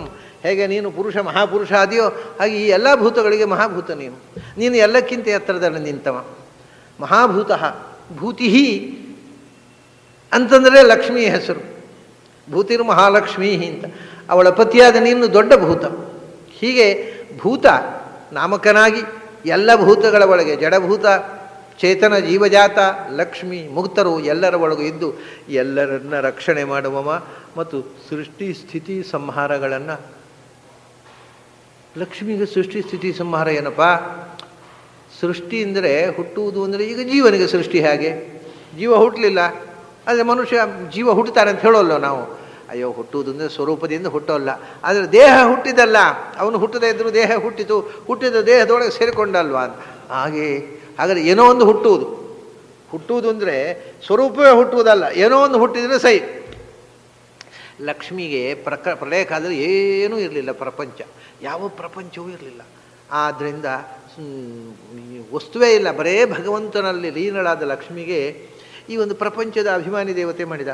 ಪ್ರಪಂಚದ ಅಭಿಮಾನ ಹುಟ್ಟಿದ್ಲು ಅಷ್ಟೇ. ಏನೋ ಒಂದು ಹುಟ್ಟೋದು, ಏನೋ ಒಂದು ಹೊಸತು ಹುಟ್ಟುವುದೇ ಜನನ. ಈಗ ನಾವು ಸ್ವಾಮಿಗಳು ಅಂತ ಸನ್ಯಾಸ ಕೊಡ್ತೇವೆ. ಸನ್ಯಾಸ ಕೊಟ್ಟ ಮೇಲೆ ಅವರು ಹೊಸದಾಗಿ ಹುಟ್ಟಿದರು. ಯಾಕೆ? ಕಾವಿಶಾಟಿ ಹುಟ್ಟಿತು, ಇವರು ಹುಟ್ಟಲಿಲ್ಲ. ಕಾವಿಶಾಟಿ ಒಂದು ಹೊಸ್ತು ಹುಟ್ಟಿತು, ಅದು ಇರಲಿಲ್ಲ ಮೊದಲು. ಆದ್ದರಿಂದ ಹುಟ್ಟಿದರು, ಬೇರೆ ಜನ್ಮ ಬಂತು, ಹಿಂದಿನ ಜನ್ಮ. ಕಡೆಗೆ ಅವ್ರು ಬಂಧುಗಳಿಂದ ನಮ್ಮ ಪೂರ್ವಾಶ್ರಮದವರು ಅಂತ ಹೇಳೋದು ಕಡೆಗೆ. ಯಾಕಂದರೆ ಈ ಆಶ್ರಮದಲ್ಲಿ ಮೊನ್ನೆ ಒಬ್ಬರು ಸ್ವಾಮಿಗಳಿಗೆ ಹೇಳಿದೆ ನಾನು, ಅವ್ರು ಹೋದಾಗ, ಇವ್ರು ನಮ್ಮ ಪೂರ್ವಾಶ್ರಮದ ಅಪ್ಪ, ನಮಗೆ ಈ ಆಶ್ರಮದ ಅಪ್ಪ ಯಾರು ಕೇಳಿದೆ ನಾನು. ಪೂರ್ವಾಶ್ರಮದ ಅಪ್ಪ ಅಂತ ಒಂದಿಲ್ಲ, ಅಪ್ಪ ಎಲ್ಲ ಆಶ್ರಮಕ್ಕೂ ಅಪ್ಪನೇ. ಅಪ್ಪ ಅಮ್ಮನನ್ನು ಚೇಂಜ್ ಆಗೋದಿಲ್ಲ. ಸ್ವಾಮಿಯಾದ ಮೇಲೂ ತಂದೆ ತಾಯಿಯನ್ನು ತಂದೆ ತಾಯಿ ಅಂತಲೇ ಕರಿಬೇಕು. ಪೂರ್ವಾಶ್ರಮದ ಅಪ್ಪ ಅಂತ ಹೇಳಿಬೇಡಿ ಅಂತ ಸ್ವಾಮಿಗಳು ಹೇಳಿ ಬಂದೆ ನನ್ನ ಕಡೆಗೆ. ಯಾಕಂದರೆ ಅದೊಂದು ಸ್ಟೈಲ್ ಆಗಿಬಿಟ್ಟಿದೆ. ನಮ್ಮ ಪೂರ್ವಾಶ್ರಮದ ಅಂತ ಹೇಳೋದು, ಅದು ಯಾವಾಗ ಹೇಳಬೇಕು ಅಂತ ಅನ್ನೋದು ಭಾಳ ಜನರಿಗೆ ಗೊತ್ತಿಲ್ಲ. ಪೂರ್ವಾಶ್ರಮದ ಅಪ್ಪ ಅಂತ ಒಂದಿಲ್ಲ. ಅಪ್ಪ ಅಮ್ಮ ಎಲ್ಲ ಆಶ್ರಮದ, ಸಾಯೋ ತನಕ, ಈ ದೇಹ ಇರೋ ತನಕ ಅವರೇ ಅಪ್ಪ ಅಮ್ಮ. ಪೂರ್ವಾಶ್ರಮದ ಅಪ್ಪ ಅಂತ ಒಂದಿಲ್ಲ. ನೀವು ಏನು ಕಾವಿಶಾಟಿ ಬದಲಿಸಿ, ಏನು ಬೇಕಾದ್ರೆ ಬದಲಿಸಿ, ಹೆತ್ತ ತಾಯಿ ಹೆತ್ತ ತಾಯಿಯೇ, ಹೆತ್ತ ತಂದೆ ಹೆತ್ತ ತಂದೆಯೇ. ಉಳಿದವರೆಲ್ಲ ಬಂಧುಗಳಿದ್ದಾರಲ್ಲ, ಅವರು ಪೂರ್ವಾಶ್ರಮದ ಬಂಧು, ಯಾಕೆಂದರೆ ಆ ಬಾಂಧವ್ಯ ತೊರೆದು ಬಂದವರು. ಆದರೆ ತಂದೆ ತಾಯಿಯ ಬಾಂಧವ್ಯವನ್ನು ತೊರೆಯುವುದಾಗುವುದಿಲ್ಲ. ಶಾಸ್ತ್ರ ಪ್ರಕಾರ ಕೂಡ ಆ ಬಾಂಧವ್ಯವನ್ನು ತೊರೆಯುವಂತಿಲ್ಲ. ಅದು ಎಲ್ಲಿ ತನಕ ಅಂತಂದರೆ, ಸಾಮಾನ್ಯವಾಗಿ ತಂದೆಗೆ ಆದರೂ ಕಡಿಮೆ. ತಾಯಿಗೆ ಸ್ವಾಮಿಯಾಗಿ ಸನ್ಯಾಸ ತೆಗೆದುಕೊಂಡ ಯತಿ ಕೂಡ ತಾಯಿಗೆ ನಮಸ್ಕಾರ ಮಾಡಬಹುದು ಅಂತ ಶಾಸ್ತ್ರ ಹೇಳ್ತಾರೆ. ತಾಯಿ ನಮಸ್ಕಾರ ಮಾಡೋದಲ್ಲ, ತಾಯಿಗೆ ನಮಸ್ಕಾರ ಮಾಡಬೇಕು ಸನ್ಯಾಸಿಗಳು. ಅಷ್ಟು ದೊಡ್ಡ ವಸ್ತು ತಾಯಿ ಅಂತಂದರೆ. ಹಾಗಾಗಿ ಅದು ಪೂರ್ವಾಶ್ರಮದ ತಾಯಿ ಅಂತ ಹೇಳಬಾರದು. ಅವ್ರು ನಮ್ಮ ತಾಯಿ, ತಾಯಿ ಅಂದರೆ ತಾಯಿ, ಈ ದೇಹ ಇರೋ ತನಕ ತಾಯಿ, ಪೂರ್ವಾಶ್ರಮದ ತಾಯಿ ಅಂತ ಒಂದಿಲ್ಲ. ಹಾಗೆ ಹೇಳಿದರೆ ಈ ಮದುವೆಯಾದ ಹುಡುಗರೆಲ್ಲ ಹೊಸ ಹೆಂಡತಿ ಬಂದವರು ನಮ್ಮ ಪೂರ್ವಾಶ್ರಮದ ತಾಯಿ ಅಂತ ಹೇಳ್ಬೋದಲ್ಲ. ಬಾಲ್ಯ ಅದು ಗೃಹಸ್ಥಾಶ್ರಮದ ತಾಯಿ ಅಲ್ಲ, ಬ್ರಹ್ಮಚರ್ಯ ಆಶ್ರಮದ ಸಾಕ್ತ. ಈಗ ಹೆಂಡತಿ ಬಂದು ಅದು ನಮ್ಮ ಪೂರ್ವಾಶ್ರಮದ ತಾಯಿ ಅಂತ ಮದುವೆ ಆದವರು ಹೇಳ್ಬೋದು. ಅಷ್ಟೇ ಅಸಂಗತ. ಮದುವೆ ಆದವರು ತಾಯಿಯನ್ನು ನಮ್ಮ ಪೂರ್ವಾಶ್ರಮದ ತಾಯಿ ಅಂತ ಎಷ್ಟು ಹೇಳೋದು ಅಸಂಗತವೋ, ಅಷ್ಟೇ ಸನ್ಯಾಸಿಗಳು ತಮ್ಮ ತಾಯಿಯನ್ನು ಪೂರ್ವಾಶ್ರಮದ ತಾಯಿ ಅಂತ ಹೇಳೋದು ಸಂಗತ.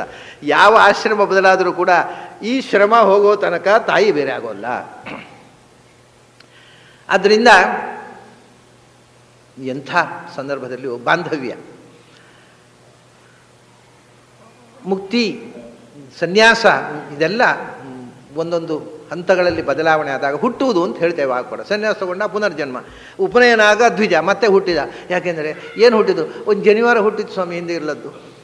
ಅದು ಹುಡುಗ ಬೇರೆ ಹುಟ್ಟಿದ, ಪುನರ್ಜನನ ದ್ವಿಜ. ಆಮೇಲೆ ಸನ್ಯಾಸ, ಒಂದು ದಂಡ ಬಂತು, ಅಪರದಂಡ, ಒಂದು ದಂಡ ಬಂತು ಕೈಗೆ, ಆಮೇಲೆ ಒಂದು ಕಾವಿಶಾಟಿ ಬಂತು, ಸರಿ ಪುನಃ ಹುಟ್ಟಿದ ಹುಡುಗ. ಹೀಗೆ ಯಾವುದೋ ಒಂದು ಇಲ್ಲದ್ದು ನಮಗೆ ಬಂದು ಸೇರಿದಾಗ ಅದನ್ನು ಜನನ ಅಂತಾರೆ. ಇಷ್ಟೇ. ದೇಹ ಬಂತು, ಹುಟ್ಟಿದ ಅಂತ ಹೇಳಿ. ಇಲ್ಲದ್ರೆ ಜೀವ ಎಲ್ಲಿ ಹುಟ್ಟಿತ್ತು? ಜೀವ ಹುಟ್ಟಲಿಲ್ಲ, ಅವನೊಂದು ದೇಹ ಬಂತು, ಇಲ್ಲದ್ದು. ಏನೋ ಇಲ್ಲದ್ದು ಬರುವುದು. ಹಾಗಾಗಿ ಕಾಲೇಜಿಗೆ ಹೋಗಿ ಡಿಗ್ರಿ ಬಂತು, ಹುಟ್ಟಿದ. ಯಾಕಂದರೆ ಅವನು ಈಗ ಗುರ್ತಾಗೋದಿಲ್ಲ ಸ್ವಾಮಿ, ನಮ್ಮನ್ನು ನೋಡಿದರೆ ಮನುಷ್ಯ ಬೇರೆ ಆಗಿಬಿಟ್ಟಿದ್ದಾನೆ. ಯಾಕಂದರೆ ಡಿಗ್ರಿ ಬಂತು, ಸರ್ಟಿಫಿಕೇಟ್ ಬಂತು, ಬೇರೆ ಹುಟ್ಟಿದ. ಅವನು ಹಿಂದಿದ್ದವ ಸತ್ತ. ಯಾಕಂದರೆ ಆ ಸೌಜನ್ಯ, ಆ ವಿನಯ ಎಲ್ಲ ಸತ್ತೇ ಹೋಯ್ತು. ಈ ಉಡಾಫೆ ಹುಡುಗ ಆಗಿಬಿಟ್ಟ, ಡಿಗ್ರಿ ಬಂದ ಕೂಡಲೇ ಅವನು ಸತ್ತ, ಬೇರೆೊಬ್ಬನು ಹುಟ್ಟಿದ. ಇದು ಶಾಸ್ತ್ರೀಯವಾದ ಪರಿಭಾಷೆ.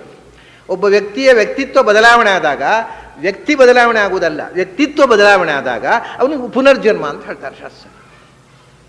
ಹಾಗೆ ಲಕ್ಷ್ಮಿಗೂ ಪ್ರಪಂಚ ಸೃಷ್ಟಿಯಾದ ಪ್ರಪಂಚದ ಅಭಿಮಾನ, ತಮೋಗುಣದ ಅಭಿಮಾನಿಯಾಗಿ, ರಜೋಗುಣದ ಅಭಿಮಾನಿಯಾಗಿ, ಸತ್ವಗುಣದ ಅಭಿಮಾನಿಯಾಗಿ ಜಗತ್ತನ್ನು ರಕ್ಷಣೆ ಮಾಡುವ, ಜಗತ್ತನ್ನು ಸೃಷ್ಟಿ ಮಾಡುವ, ಜಗತ್ತನ್ನು ಸಂಹಾರ ಮಾಡುವ ಅಭಿಮಾನ ಬಂತು ಲಕ್ಷ್ಮಿಗೆ. ಅದು ಹುಟ್ಟಿದ್ದಲ್ಲ. ಅದರಿಂದ ಲಕ್ಷ್ಮಿಯೂ ಭಗವಂತನಿಂದ. ಮಮ ಯೋನಿರಪ್ಸ್ವಾಂತಸ್ಸ ಮುದ್ರೇ, ನನಗೂ ಕಾರಣ ಪುರುಷ ಭಗವಂತ ಅಂತ ಲಕ್ಷ್ಮಿ ಹೇಳಿಕೊಂಡಿದ್ದಾಳೆ ಅಂಬ್ರಿಣಿ ಸೂಕ್ತದಲ್ಲಿ. ಹೀಗೆ ಎಲ್ಲಕ್ಕೂ ಕಾರಣ. ಆದ್ದರಿಂದ ಅವನು ಭೂತ ಭಾವನ. ಬರೇ ಸೃಷ್ಟಿ ಸ್ಥಿತಿ ಸಂಹಾರ ಮಾಡೋದಲ್ಲಪ್ಪ. ಮತ್ತು ಸೃಷ್ಟಿ ಸಂಹಾರ ಮಾಡಿ ಆಮೇಲೆ ಅವನಿಗೆ ಈ ಸ್ಥಿತಿ ಕಾಲದಲ್ಲಿ ನಿಯಮನ ಮಾಡ್ತಾನೆ. ನಿಯಮನ ಮಾಡಿ ಜ್ಞಾನ ಕೊಡಬೇಕಾದವ್ರಿಗೆ ಜ್ಞಾನ ಕೊಡ್ತಾನೆ, ಅಜ್ಞಾನ ಕೊಡಬೇಕಾದವ್ರಿಗೆ ಅಜ್ಞಾನ ಕೊಡ್ತಾನೆ, ಬಂಧದಲ್ಲಿ ಇರಬೇಕಾದವನು ಬಂಧದಲ್ಲಿ ಇರಿಸ್ತಾನೆ, ಮೋಕ್ಷಕ್ಕೆ ಕಳಿಸ್ಬೇಕಾದವನು ಮೋಕ್ಷಕ್ಕೆ ಕಳಿಸ್ತಾನೆ. ಯಾಕೆಂದರೆ ಭೂತೇಶ, ಎಲ್ಲ ಜೀವಜಾತಗಳಿಗೆ ನೀನು ಒಡೆಯ. ಅವನ ಜ್ಞಾನ ನಿನ್ನ ಅಧೀನ, ಅವನ ಅಜ್ಞಾನ ನಿನ್ನ ಅಧೀನ, ಅವನ ಬಂಧನ ನಿನ್ನ ಅಧೀನ, ಅವನ ಮೋಕ್ಷ ನಿನ್ನ ಅಧೀನ. ಎಲ್ಲ ಭೂತಗಳಿಗೆ ನೀನು ಒಡೆಯ. ಬರೇ ಸೃಷ್ಟಿ ಸಂಹಾರ ಮಾಡಿ ಕೈ ಬಿಡುವವನಲ್ಲ ನೀನು. ಪ್ರತಿ ಹಂತದಲ್ಲಿ ಒಳಗೆ ಅವನ ಸರ್ವಸಮರ್ಥನಾಗಿ ಎಲ್ಲವನ್ನು ನಿಯಂತ್ರಿಸುವಂಥ ಸ್ವಾಮಿ ನೀನು. ಭೂತ ಜಾತಕ್ಕೆ ನೀನು ಸ್ವಾಮಿ. ಪಂಚಭೂತಗಳಿಗೂ ಒಡೆಯ, ಜೀವಜಾತಗಳಿಗೂ ಒಡೆಯ, ಮುಕ್ತರಿಗೂ ಒಡೆಯ, ಲಕ್ಷ್ಮಿಗೂ ಒಡೆಯ, ಎಲ್ಲರಿಗೂ ಒಡೆಯ ನೀನು. ಅದರಿಂದ ನೀನನ್ನ ಭೂತೇಶ, ಸರ್ವಸ್ವಾಮಿ, ಸರ್ವ ನಿಯಾಮಕ, ಎಲ್ಲವನ್ನೂ ಒಳಗೆದ್ದು ಮಾಡುವವ. ಈ ಶಬ್ದದಲ್ಲಿ ಇನ್ನೊಂದು ವಿಶೇಷ ಇದೆ. ಭೂತೇಶ ಅಂತ ನಿಮಗೆ ಡಿಕ್ಷನರಿ ನೋಡಿ, ನಿನ್ನೆ ಅಜ ಅಂತ ಅನ್ನೋ ಶಬ್ದವನ್ನು ಬಳಸಿದ್ದ.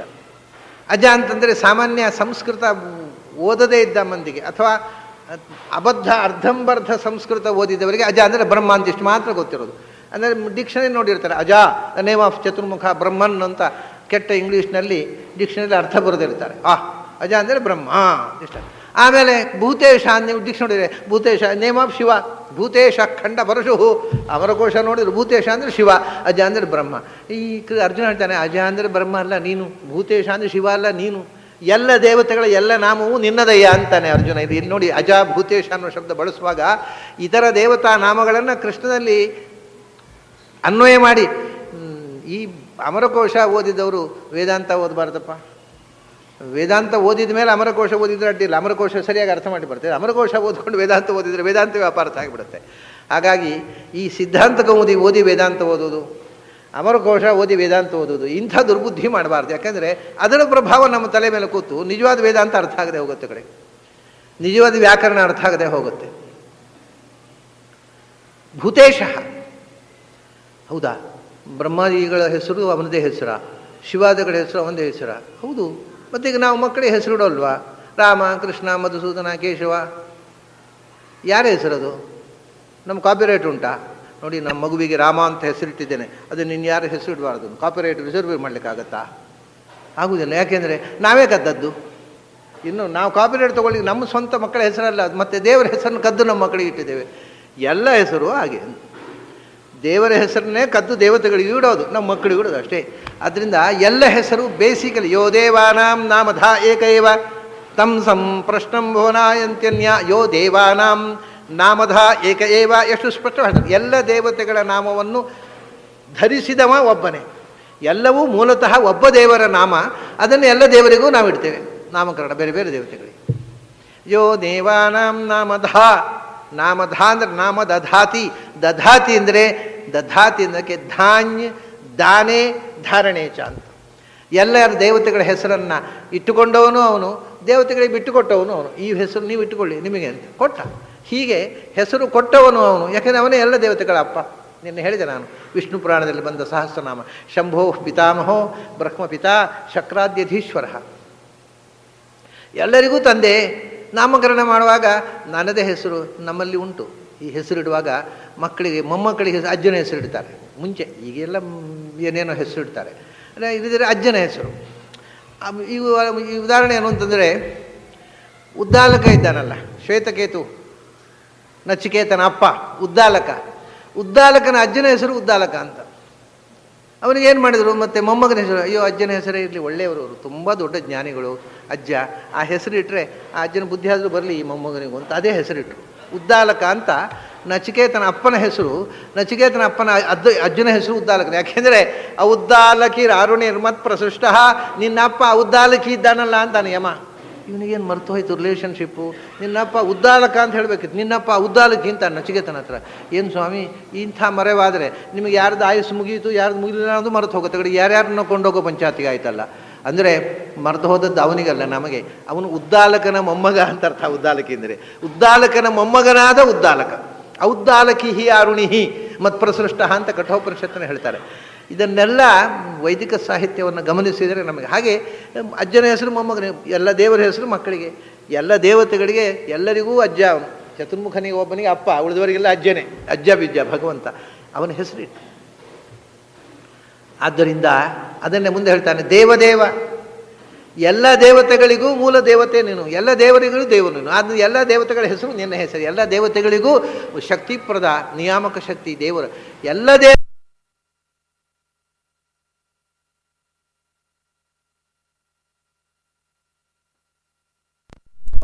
ಗರುಡಶೇಷರುದ್ರು, ಅವ್ರಿಗೆ ಮೇಲೆ ಬ್ರಹ್ಮದೇವರು ಕೂಡ ನನಗೊಬ್ಬ ದೇವರಿದ್ದಾನೆ ಅಂತ ಹೇಳಿದರೆ ಯಾರು? ನಾರಾಯಣ ಒಬ್ಬರು, ಇನ್ನು ಯಾರೂ ಇಲ್ಲ. ಆದ್ದರಿಂದ ಎಲ್ಲ ದೇವತೆಗಳಿಗೂ ದೇವನಾಗಿರತಕ್ಕ ನೀನು, ಎಲ್ಲ ದೇವತೆಗಳ ಹೆಸರು ನಿನ್ನದೇ ಆಗಿರಬೇಕಲ್ಲ ಭಗವಂತ. ದೇವದೇವ ನೀನು. ದೇವದೇವ ಅಂದರೆ, ದೇವ ಅಂದರೆ ಬೆಳಕು, ದಿವುದ್ಯುತವು. ಹಿಂದೆ ಹೇಳಿದ್ದಾರೆ, ಸೂರ್ಯಾದಿ ಬೆಳಕುಗಳಿಗೆ ಬೆಳಕು ನೀಡುವ ಮೂಲ ಜ್ಯೋತಿ ನೀನು. ದೇವ ಅಂದರೆ ಜ್ಞಾನ, ಎಲ್ಲ ಜಗತ್ತಿನ ಅರಿವುಗಳಿಗೆ ಮೂಲ ಅರಿವು ನೀನು, ಎಲ್ಲರಿಗೂ ಅರಿವು ಕೊಡ್ತಕ್ಕಂಥ ಮೂಲ ಗುರು ನೀನು. ಅದರಿಂದ ನೀನು ದೇವದೇವ. ಅಷ್ಟೇ ಅಲ್ಲ, ಕೊನೆಗೆ ಹೇಳ್ತಾನೆ, ಅದು ಇದು ಅಂತಲ್ಲ, ಜ್ಞಾನ ಕೊಡುವೋ ನೀನು, ಅಜ್ಞಾನ ಕೊಡುವವನು ನೀನೇ, ರಕ್ಷಣೆ ಮಾಡುವವನು ನೀನೇ, ಹುಟ್ಟಿಸುವವನು ನೀನೇ, ಸಾಯಿಸುವವನು ನೀನೇ, ಪ್ರತಿ ಹಂತದಲ್ಲಿ ಪ್ರತಿ ಕ್ಷಣದಲ್ಲಿ ನಿಯಂತ್ರಣ ಮಾಡುವವನು ನೀನೇ, ಸಂಸಾರದಲ್ಲಿ ಒದ್ದಾಡಿಸುವವನು ನೀನೇ, ಮೋಕ್ಷ ಕೊಡುವವನು ನೀನು. ಯಾಕೆಂದರೆ ನೀನು ಜಗತ್ಪತಿ, ಸಮಸ್ತ ಜಗತ್ತಿಗೆ. ಜಗತ್ತು ಅಂದರೆ ಪ್ರಾಣದೇವರಿಗೂ ಹೆಸರು. ನಮಗಷ್ಟೇ ಅಲ್ಲ, ನಮ್ಮನ್ನು ಉಸಿರಾಡಿಸೋ ಪ್ರಾಣದೇವರಿಗೂ ಸ್ವಾಮಿ ನೀನು. ಪತಿ ಅಂದರೆ ಪಾಲಕ. ಅದರ ಅರ್ಥ, ಅಯ್ಯೋ ದೇವರು ಸಂಹಾರ ಮಾಡ್ತಾನೆ, ಉಪದ್ರ ಕೊಡ್ತಾನೆ. ನಮ್ಮನ್ನು ಸಂಹಾರ ಮಾಡುವುದು ರಕ್ಷಣೆಯ ಒಂದು ಮುಖ. ನಮ್ಮನ್ನು ಸೃಷ್ಟಿ ಮಾಡುವುದು ರಕ್ಷಣೆಯ ಒಂದು ಮುಖ, ನಮ್ಮನ್ನು ಪಾಲನೆ ಮಾಡುವುದು ರಕ್ಷಣೆಯ ಒಂದು ಮುಖ, ನಮ್ಮನ್ನು ಸಂಹಾರ ಮಾಡುವುದು ರಕ್ಷಣೆಯ ಒಂದು ಮುಖ, ನಮಗೆ ಸಂಸಾರ ಬಂಧನ ಕೊಡುವುದು, ನಮ್ಮನ್ನು ಬೆಳೆಯುವುದಕ್ಕೆ ಅವಕಾಶ ಮಾಡಿಕೊಡುವ ರಕ್ಷಣೆಯ ಒಂದು ಮುಖ, ನಮ್ಮ ಮೋಕ್ಷದಾನವೂ ರಕ್ಷಣೆ. ಇದೆಲ್ಲವೂ ಕೂಡ ನೀನು ಜಗತ್ತಿನ ಪತಿಯಾಗಿ ಪಾಲಕನಾಗಿ ಸ್ವಾಮಿಯಾಗಿ ಮಾಡ್ತಾ ಇದ್ದಿ ಹೊರತು ಯಾರ ಮೇಲೂ ಹಗೆಯಿಂದ ಇವನು ಸಂಸಾರದಲ್ಲಿ ಬಿದ್ದು ಒದ್ದಾಡಲಿ, ಇವನು ಸತ್ತು ಹೋಗಲಿ ಹಾಗೆ ಹಗೆಯಿಂದ ನೀನು ಮಾಡ್ತಾ ಇಲ್ಲ. ಆ ಜೀವದ ಪ್ರತಿಯೊಂದು ಕ್ರಿಯೆಯೂ ಆ ಜೀವದ ಬೆಳವಣಿಗೆಗೆ ಬೇಕಾದದ್ದು. ಹೇಗೆ ಒಬ್ಬ ಅಪರಾಧಿಗೆ ಶಿಕ್ಷೆ ಕೊಡುವುದು ಅವನ ಒಳಿತಿಗೋಸ್ಕರ, ಅಪರಾಧಿಯ ಶಿಕ್ಷೆಯಿಂದ ಅವನು ಪಶ್ಚಾತ್ತಾಪಪಟ್ಟು ನಾನು ಇನ್ಮೇಲೆ ಹೀಗೆ ಮಾಡಬಾರ್ದು, ಹೀಗೆ ಮಾಡಿದರೆ ನಾನು ಸಿಕ್ಕಿ ಹಾಕ್ಕೊಳ್ತೇನೆ ಕಾನೂನಿನ ಕೈಯಲ್ಲಿ, ನಾಳೆ ನಾನು ಶಿಕ್ಷೆ ಅನುಭವಿಸಬೇಕಾಗತ್ತೆ, ನಾನು ಒಳ್ಳೆಯವನಾಗಿ ಬದುಕಬೇಕು ಅನ್ನೋ ಬುದ್ಧಿ ಬರಬೇಕು ಅಂತಲ್ಲೋ ಶಿಕ್ಷೆ ಕೊಡೋದು.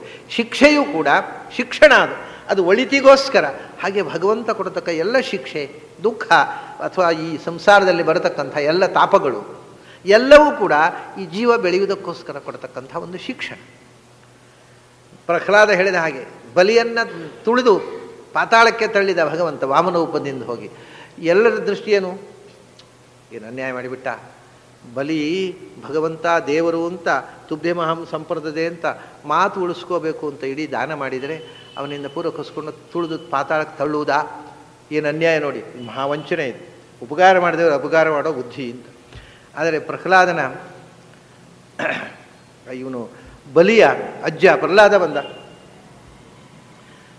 ಬಂದು ಹೇಳ್ತಾನೆ, ನನ್ನ ಮೊಮ್ಮಗ ತಪ್ಪು ಮಾಡಿದವ, ದೇವತೆಗಳನ್ನೆಲ್ಲ ಸೋಲಿಸಿ ದೇವಲೋಕದ ಅಧಿಕಾರ ಕಸಿದುಕೊಂಡು ಭಗವತ್ ಸಂಕಲ್ಪಕ್ಕೆ ಅಪರಾಧ ಮಾಡಿದವ, ಅಂಥ ಪಾಪಿ ಅವನ ತಲೆ ಮೇಲೆ ಕಾಲಿಟ್ಬಿಟ್ಟಿಯಲ್ಲ, ಎಂಥ ಪುಣ್ಯಾತ್ಮ ಅವನು, ಭಗವಂತನ ಪಾದಸ್ಪರ್ಶ ಆಗೋಯ್ತು ಅವನ ತಲೆಗೆ, ಏನು ಭಾಗ್ಯ, ಇಂಥ ಅನುಗ್ರಹ ಮಾಡಿಬಿಟ್ಟಿಯಲ್ಲ. ನೋಡಿ, ನೋಡುವ ದೃಷ್ಟಿಯಲ್ಲೇ ಇರುವುದು. ತಲೆ ಮೇಲೆ ಕಾಲಿಟ್ಟಾದರೆ ಉದ್ಧಾರ ಅಂತ ತಿಳ್ಕೊಂಡವರಿಗೆ ದೊಡ್ಡ ಸಂತೋಷದ ಸಂಗತಿ, ಹೆಮ್ಮೆಯ ಸಂಗತಿ. ಏನ್ರಿ ಅವನ ತಲೆ ಮೇಲೆ ಕಾಲಿಟ್ಟು ತುಳಿಯೋದಾ ಅಂದರೆ ಹೋಯ್ತು. ಅದನ್ನ ಯಾವುದನ್ನು ನಾವು ಹೇಗೆ ತಗೋತೇವೆ ಅಂತ ಒಂದು ಸಂಗತಿ ಒಳ್ಳೆಯದು ಆಗ್ಬೋದು, ಕೆಟ್ಟದ್ದು ಆಗ್ಬೋದು. ಪ್ರಹ್ಲಾದ ಹೇಳ್ತಾರೆ, ನನ್ನ ಮೊಮ್ಮಗ ನೀಚ, ಅವನ್ನು ಉದ್ಧಾರ ಮಾಡಿಟ್ಟಿಯಲ್ಲ ನಿನ್ನ ಶ್ರೀಪಾದ ತಲೆ ಮೇಲೆ ಇಟ್ಟು, ಅದಕ್ಕಿಂತ ದೊಡ್ಡ ಭಾಗ್ಯ ಯಾವುದು? ಯಾರಿಗೆ ಸಿಗುತ್ತೆ ಭಗವಂತನ ಪಾದವನ್ನು ತಲೆಯಲ್ಲಿ ಇಟ್ಟುಕೊಳ್ಳುವ ಭಾಗ್ಯ? ಅದು ಸಿಕ್ಕಿತಲ್ಲ ಬಲಿಗೆ, ನೀನು ಮಹಾಕರುಣಾಳು. ಹೀಗೆ ಭಗವಂತ ತುಳಿದರೆ ಅದರಲ್ಲಿ ಒಂದು ಅನುಗ್ರಹ ಇದೆ. ಯಸ್ಯಾನುಗ್ರಹಂ ಇಚ್ಛಾಮಿ ತಸ್ಯ ವಿತ್ತಂ ಹರಾಮ್ಯಹಂ ಅಂತ ಹೇಳಿದವ. ನಾನು ನನ್ನ ಭಕ್ತರನ್ನು ಉದ್ಧಾರ ಮಾಡಬೇಕು ಅಂತ ಅನಿಸಿದಾಗ ಏನು ಮಾಡ್ತೇನೆ, ಮೊದಲನ್ನು ಪಾಪರ ಮಾಡ್ತೇನೆ. ಅಲ್ಲ, ದೇವರನ್ನು ನಂಬಿದವರಿಗೆ ಎಲ್ಲ ಪಾಪರ ಮಾಡ್ತಾನೆ, ಆ ದೇವರನ್ನು ನಂಬಬೇಕಾ ನಾವು ಬೇಡವೋ? ಅವನು ಹೇಳ್ತಾನೆ, ನನಗೆ ನಿಮ್ಮ ನಿಷ್ಠೆ ಎಷ್ಟು ಅಂತ ನೋಡಬೇಕಾಗಿದೆ. ನೀವು ದುಡ್ಡಿನ ಬಲದಿಂದ ದೇವರನ್ನು ನಂಬುವರಾದ ನನ್ನ ನಂಬುವುದೇ ಬೇಡ. ದುಡ್ಡಿಗೋಸ್ಕರ ದೇವರು, ವ್ಯಾಪಾರ ಒಳ್ಳೆಯದಾಗಬೇಕು, ಸಂಪಾದನೆ ಚೆನ್ನಾಗಬೇಕು, ಅದಕ್ಕೊಂದು ದೇವರಿಗೊಂದು ಸೇವೆ ಕೊಡೋ, ನೀವು ಸೇವೆ ಕೊಡುವುದೇ ಬೇಡ. ದುಡ್ಡು ಇಲ್ಲದೇ ಇದ್ದಾಗಲೂ ನಿಮಗೆ ನನ್ನ ನೆನಪುಂಟು, ಆಗ ನೀವು ಭಕ್ತರು. ಅದಕ್ಕೆ ನನ್ನ ಟೆಸ್ಟ್ ಏನು ಅಂದರೆ, ನೀವು ನನ್ನನ್ನು ತುಂಬ ಭಕ್ತಿ ಮಾಡಿದರೆ ನಿಮ್ಮನ್ನು ಬಡತನಕ್ಕೆ ತಳ್ತೇನೆ ಮೊದಲು. ಶ್ರೀಮದ್ ಪುರಂದರದಾಸರೇ ಆದದ್ದೇ. ಆದರೆ ನಿಜವಾದ ಭಕ್ತನಿಗೆ ಅದು ಬಡತನವಾಗಿ ಕಾಣುವುದಿಲ್ಲ, ಸಂಪತ್ತಾಗಿ ಕಾಣುತ್ತೆ ಅಷ್ಟೇ. ರಗಳೆ ಹೋಯಿತು, ಸಂಪತ್ತೆಲ್ಲ ಹೋಯ್ತಾ, ರಗಳೆ ಹೋಯ್ತು ಅಂತಾನೆ ನಿಜವಾದ ಭಕ್ತ, ಅಷ್ಟೇ ವ್ಯತ್ಯಾಸ. ಭಗವಂತರ ಭಕ್ತನಿಗೆ ಆ ದುಡ್ಡು ಕಳ್ಕೊಂಡದ್ದು ದುಃಖವಾಗಿ ಕಾಣುವುದೇ ಇಲ್ಲ, ಅದೊಂದು ಜೀವನದಲ್ಲಿ ಆನಂದವಾಗಿ. ಪ್ರತಿಯೊಂದು ಅಷ್ಟೇ ಅಲ್ಲ, ನಾವು ಯಾವುದನ್ನು ಕಳ್ಕೊಂಡಿದ್ದೇವೆ ಯಾವುದನ್ನು ಪಡೆದಿದ್ದೇವೆ ಅನ್ನೋದು ಪ್ರಶ್ನೆ ಅಲ್ಲೇ ಅಲ್ಲ, ಅದರ ಮೇಲೆ ನಮ್ಮ ಭಾವನೆ ಏನು ಅಂತ. ನಮಗೆ ಯಾವುದು ಇಷ್ಟವೋ ಅದನ್ನು ಕಳ್ಕೊಂಡಾಗ ದುಃಖ ಆಗುತ್ತೆ. ನಾವು ದುಡ್ಡು ಜೀವ ಬಿಟ್ಟರೆ ಒಂದೊಂದು 10 ಪೈಸೆ ಹೋದಾಗಲೂ ಇಡೀ ಜೀವ ಹೋದ್ರೆ ಸಂಕಟ. ನನ್ನ ಕಿಸೆಯಲ್ಲಿ ಒಂದು 10 ಏನು ಅಂತಿಲ್ಲ, 10 ಪೈಸೆ, ಒಂದು 10 ಪೈಸೆ ಇಲ್ಲ, ಏನಾಯಿತು ಅಂತ ಟಾರ್ಚ್ ಹಿಡ್ಕೊಂಡು ಹುಡುಕೋದೆ, ಎಲ್ಲ ಬಿದ್ದಿದೆಯೋ, ಯಾರಾದರೂ ತೆಗೆದಿದ್ದೀರಾ? ಅಯ್ಯೋ ಹೌದು, ರಾತ್ರಿ ಬೆಳಗ್ಗೆ ಯಾರಿಗೂ ನಿದ್ರೆ ಇಲ್ಲ, ಯಾಕಂದ್ರೆ 10 ಪೈಸೆ ಹೋಗಿದೆ ಇವನಿಗೆ. ಅದು ಹೋದ್ 100 ರೂಪಾಯಿ ಹೋಯಿತು. ಒಂದು ಸರ್ತಿ ನಾನು ಹೇಳೋದು, ಈ ರೀತಿಯ ಮನೋವೃತ್ತಿ ಬೆಳೆಸಿದ್ರೆ ಆಗುವಂಥದ್ದು. ಒಂದು ಸರ್ತಿ ಏನಾಗಿದೆ ಅಂದರೆ, ಭಾಳ ಹಿಂದೆ ನಾನು ಚಿಕ್ಕವನಾಗಿದ್ದಾಗ ಎಲ್ಲೋ ಹೈದರಾಬಾದ್ನಲ್ಲಿ ಒಂದು ಸಮ್ಮೇಳನ, ಪೇಜಾವರ ಶ್ರೀಗಳವರು ಮದ್ದು ಸಮ್ಮೇಳನ ಹೈದರಾಬಾದ್. ಸರಿ, ಭಾಳ ಹಿಂದೆ, ನಾನಿನ್ನು ಚಿಕ್ಕ ಹುಡುಗ ಇದ್ದಾಗ ನಡೆದ ಘಟನೆ. ಸುಮಾರು ಹತ್ರ 40-45 ವರ್ಷ ಆಯ್ತೇನೋ. ಸರಿ, ನಾನು ಹೈದರಾಬಾದಿಗೆ ಹೋಗಿದ್ದೇನೆ. ಆವಾಗ ಮನೆಯಲ್ಲಿ ನಮ್ಮ ತಂದೆಯವರು ಪಾಪ, ಅವರಿಗೆ ವೃದ್ಧರು ಓಡಾಡಲಿಕ್ಕೆ ಆಗಲಿಲ್ಲ. ಅದಕ್ಕೆ ಏನು ಮಾಡಿದೆ, ಒಂದು 2-3 ದಿವಸದಲ್ಲಿ ವಾಪಸ್ ಬರುವ ನಾನು ಒಂದು 100 ರೂಪಾಯಿ ತಂದೆಯವ್ರ ಪೆಟ್ಟಿಗೆಯಲ್ಲಿಟ್ಟೆ. ಅಪ್ಪ ಏನೋ ಪಕ್ಕ ಅರ್ಜೆಂಟ್ ಬೇಕಾದರೆ, ಸಾಮಾನು ತರಿಸ್ಬೇಕಾದ್ರೆ ಏನಾದರೂ ಮಕ್ಕಳ ಹತ್ರ ತರಿಸಿ ಒಂದು 100 ರೂಪಾಯಿ ಇಟ್ಟಿದ್ದೇನೆ, ಪೆಟ್ಟಿಗೆಯಲ್ಲಿ ಇಟ್ಟಿದ್ದೇನೆ, ನಾನು ಹೋಗಿ ಬರ್ತೇನೆ. ಆಯ್ತಪ್ಪ ಹೋಗಿ ಬಾ ಅಂದರು. ಸರಿ, ಅಲ್ಲಿ ಹೋದೆ. 3 ದಿವಸನೂ ವಾಪಸ್ ಬಂದಾಗ ಅಪ್ಪ ಹೇಳಿದರು, ಹೌದನೋ ಒಂದು ಅಚಾತುರ್ಯ ಆಗೋಯ್ತಲ್ಲಪ್ಪ ಅಂದರು. ಏನು ಅಚಾತುರ್ಯ? ಏನಿಲ್ಲ, ಮೊನ್ನೆ ಏನೋ ಕಾಯಿಪಲ್ಯ ಮಾರೋರು ಬಂದರು, ಮನೆಗೆ ಮಾರ್ಕೊಂಡು ಬಂದರೆ ಫ್ರೆಶ್ ಸಿಗುತ್ತೆ ಅಂತ ನಾನು ಕಾಯಿಪಲ್ಯ ಮಾರೋರ ಹತ್ರ ಹಿಡ್ಕೊಂಡು ಅಲ್ಲಿ ಕೊಟ್ಟು 100 ರೂಪಾಯಿ ಹಿಡ್ಕೊಂಡು ಹೋಗಿ ಅಲ್ಲಿ ಹೊರಗಡೆ ಅಂಗಳದಲ್ಲಿ ಕೂತೆ. ಕಾಯಿಪಲ್ಯ ಕ್ರಯ ವಿಚಾರಿಸಿ ವಿಪರೀತ ದುಬಾರಿ ಬೆಲೆ ಹೇಳಿದ ಆತ ಕಾಯಿಪಲ್ಯ ತಂದವ. ಬೇಡ ಅಂತ ಹೇಳಿ ತಗೊಳ್ಳೆಲ್ಲ ಬಂದುಬಿಟ್ಟೆ, ನೋಟಲ್ಲೇ ಬಿಟ್ಬಿಟ್ಟೆ, ಅದು ಹೊರಟೋದು. 100 ರೂಪಾಯಿ ನೋಟ್ ಮಾತ್ರ ಯಾರು ಹಿಡ್ಕೊಂಡು ಹೋದ್ರೋ ಗೊತ್ತಿಲ್ಲ, ಅವನೇ ಹಿಡ್ಕೊಂಡು. ನಾನು ಮರೆತುಬಿಟ್ಟು ಒಳಗೆ ಬಂದುಬಿಟ್ಟೆಪ್ಪ. ಅದು ಅಂಗಳದಲ್ಲಿ ಬಿಟ್ಟು ಬಂದೆ, ಎರಡನೇ ಹೋಗುವಾಗ ಆ 100 ರೂಪಾಯಿ ಇರಲಿಲ್ಲ. ನಾನು ಕೂಡಲೇ ಹೇಳಿದೆ, ಇಲ್ಲಪ್ಪ ಅದು ಹೈದರಾಬಾದಿ ಬಂದು ಸ್ವಾಮಿಗಳ ಕೈಯಿಂದ ನನಗೆ ಬಂದಿದೆ. ಅಲ್ಲಿ 100 ರೂಪಾಯಿ ಸಂಭಾವನೆ ಕೊಟ್ಟರು, ನನಗೆ ಬಂತಲ್ಲ. 100 ರೂಪಾಯಿ ಹೋದದ್ದು ಅದು ಸ್ವಾಮಿಗಳ ಪೆಟ್ಟಿಗೆ ಹೋಗಿ ಅಲ್ಲಿ ನನ್ನ ಕೈಗೆ ಬಂದಿದೆ. So nothing is last. ಒಂದು ಪೈಸೆ ಹೋಗಲಿಲ್ಲ. 100 ರೂಪಾಯಿ ಇಲ್ಲಿ ಹೋದದ್ದು ಅದು ಹೈದರಾಬಾದಿ ಹೋಯ್ತದು. ಹೈದರಾಬಾದಿ ಸ್ವಾಮಿಗಳ ಕೈಯಿಂದ ನನ್ನ ಮಂತಾಕ್ಷತೆ ನನ್ನ ಕೈಗೆ ಬಂತು. ಅದನ್ನು ಏನು ತೊಂದರೆ ಇಲ್ಲಪ್ಪ ಅಂತ ಹೇಳಿದೆ. ಸಂತೋಷಪಟ್ರಪ್ಪ, ಸಂತೋಷ ಆಯ್ತಪ್ಪ. ನಾನು ತುಂಬ ನೀನು ಏನಪ್ಪ ಹೀಗೆಲ್ಲ ಮಾಡೋದು ನೀವು ವಯಸ್ಸಾದವರು ಅಂತ ಹೇಳ್ತೀವೋ ಅಂತ ಅವರಿಗೆ ಮಗನ ಕೈಯಲ್ಲಿ ಅನ್ನಿಸ್ಕೊಳ್ಬೇಕೇನೋ ಅಂತ ತುಂಬ ನೊಂದು ಕೊಟ್ಟಿದ್ದರು ಅವರು. ನೀವು ವಯಸ್ಸಾದವ್ರು ಹೀಗೆ ಮಾಡಿದ್ರೆ ನಾವು ಹುಡುಗಾಡದವ್ರು ಏನು ಮಾಡಬೇಕು ಅಂತೇಳಿ ಅಂದ್ಬಿಡ್ತೇನೋ ಅಂತ. ಆ ಉತ್ತರ ಕೇಳಿ ತುಂಬ ಸಂತೋಷಪಟ್ಟವರು. ಯಾಕೆ ಹೇಳಿದೆ ಅಂದರೆ, ಈ ರೀತಿಯ ಮನೋವೃತ್ತಿ ಬಂದರೆ ನೋಡಿ, 10 ಪೈಸೆ ಅಲ್ಲ 100 ರೂಪಾಯಿ ಹೋದರೂ ಕೂಡ ತಲೆ ಬಿಸಿ ಆಗೋದಿಲ್ಲ. ಯಾಕೆಂದರೆ ಯಾವ್ದು ಹೋಗಬೇಕೋ ಅದು ಹೋಗುತ್ತೆ, ಯಾವ್ದು ಬರಬೇಕೋ ಅದು ಬರುತ್ತೆ. ಈ 100 ರೂಪಾಯಿ ಹೋದದ್ದು ಎಷ್ಟು ಆಕಸ್ಮಿಕ, ಅಲ್ಲಿ 100 ರೂಪಾಯಿ ಬಂದದ್ದು ಅಷ್ಟೇ, ಅದೇನು ಡಿಮಾಂಡ್ ಮಾಡಿ ಬಂದದ್ದಲ್ಲ. ಅವರು ಸ್ವಾಮಿಗಳು ಕರೆದ್ರು, ಕೊಟ್ಟರು, ಅದು 100 ರೂಪಾಯಿ ಇತ್ತು. ಅದು ವಿಚಿತ್ರ. ಒಂದು ಸರ್ತಿ ನಿಮಗೆ ಇಂಥದ್ದು ಭಗವಂತ ಕಾಣದ ಕೈ ನಮ್ಮನ್ನು ರಕ್ಷಿಸ್ತೇ ಅನ್ನೋದು ಅರ್ಥ ಆಗಬೇಕಾದ್ರೆ ಇಂಥ ಘಟನೆಗಳು ಜೀವನದಲ್ಲಿ ನಡಿಬೇಕ್ರಿ. ಒಮ್ಮೆ ಏನಾಗಿದೆ, ಇದು ಭಾಳ ಹಿಂದಿನ ಕಥೆನೇ, 40-45 ವರ್ಷ ಹಿಂದಿನ ಕಥೆ. ನಮ್ಮ ಮನೆ ರಿಪೇರಿ, ಹಳೇ ಮನೆ, ಸ್ವಲ್ಪ ರಿಪೇರಿ ಮಾಡಿಸುವ ಅಂತ. ರಿಪೇರಿ ಮಾಡಿಸ್ಲಿಕ್ಕೆ ಅಂದರೆ ಒಮ್ಮೆಗೆ ರಿಪೇರಿ ಮಾಡಲಿಕ್ಕೆ ಕಾಸಿಲ್ಲ, ಚೂರೇ ಮಾಡಿಸೋದು. 1 ವರ್ಷ ಪಕ್ಕಾಸಿ ಓಡಿಸೋದು, 1 ವರ್ಷ ರೀಪ್ ಓಡಿಸೋದು, 1 ವರ್ಷ ಹಂಚು ಓಡಿಸೋದು. ಹೀಗೆ ನಮ್ಮ ರಿಪೇರಿ ಅಂದರೆ ಒಮ್ಮದೇ ವರ್ಷ ಪಕ್ಕಾಸಿ ರೀಪು ಹಂಚು ಪೂರ ಆಗಲಿಕ್ಕೆ ದುಡ್ಡಿಲ್ಲ. ಹೀಗೆ ಮಾಡ್ತಾ ಇದ್ದೆ. ಹಾಗೆ ಒಂದು ದಿವಸ ಏನಾಗಿದೆ, ರೀಪು ಬೇಕು, ಮರುದಿವಸ ಕೆಲಸಕ್ಕೆ ರೀಪು ಬೇಕು. ಮನೆ ತಂದ ರೀಪ್ಸ್ ಖರ್ಚಾಗಿದೆ. ಆ ಬಡಗಿ, ಕೆಲಸಕ್ಕೆ ಬರ್ತಿರ್ತಕ್ಕಂಥ ಬಡಗಿ ಹೇಳಿದ, ನಾಳೆ ಸುಮಾರು 150 ರೂಪಾಯಿದು ರೀಪು ಬೇಕಾಗತ್ತೆ, ಡಿಪೋದಿಂದ ತರ್ತೇನೆ, ನೀವು ಮತ್ತೆ ಕೊಟ್ಟಿದ್ದೀರಿ. ಆಯಿತು ಒಂದೇ.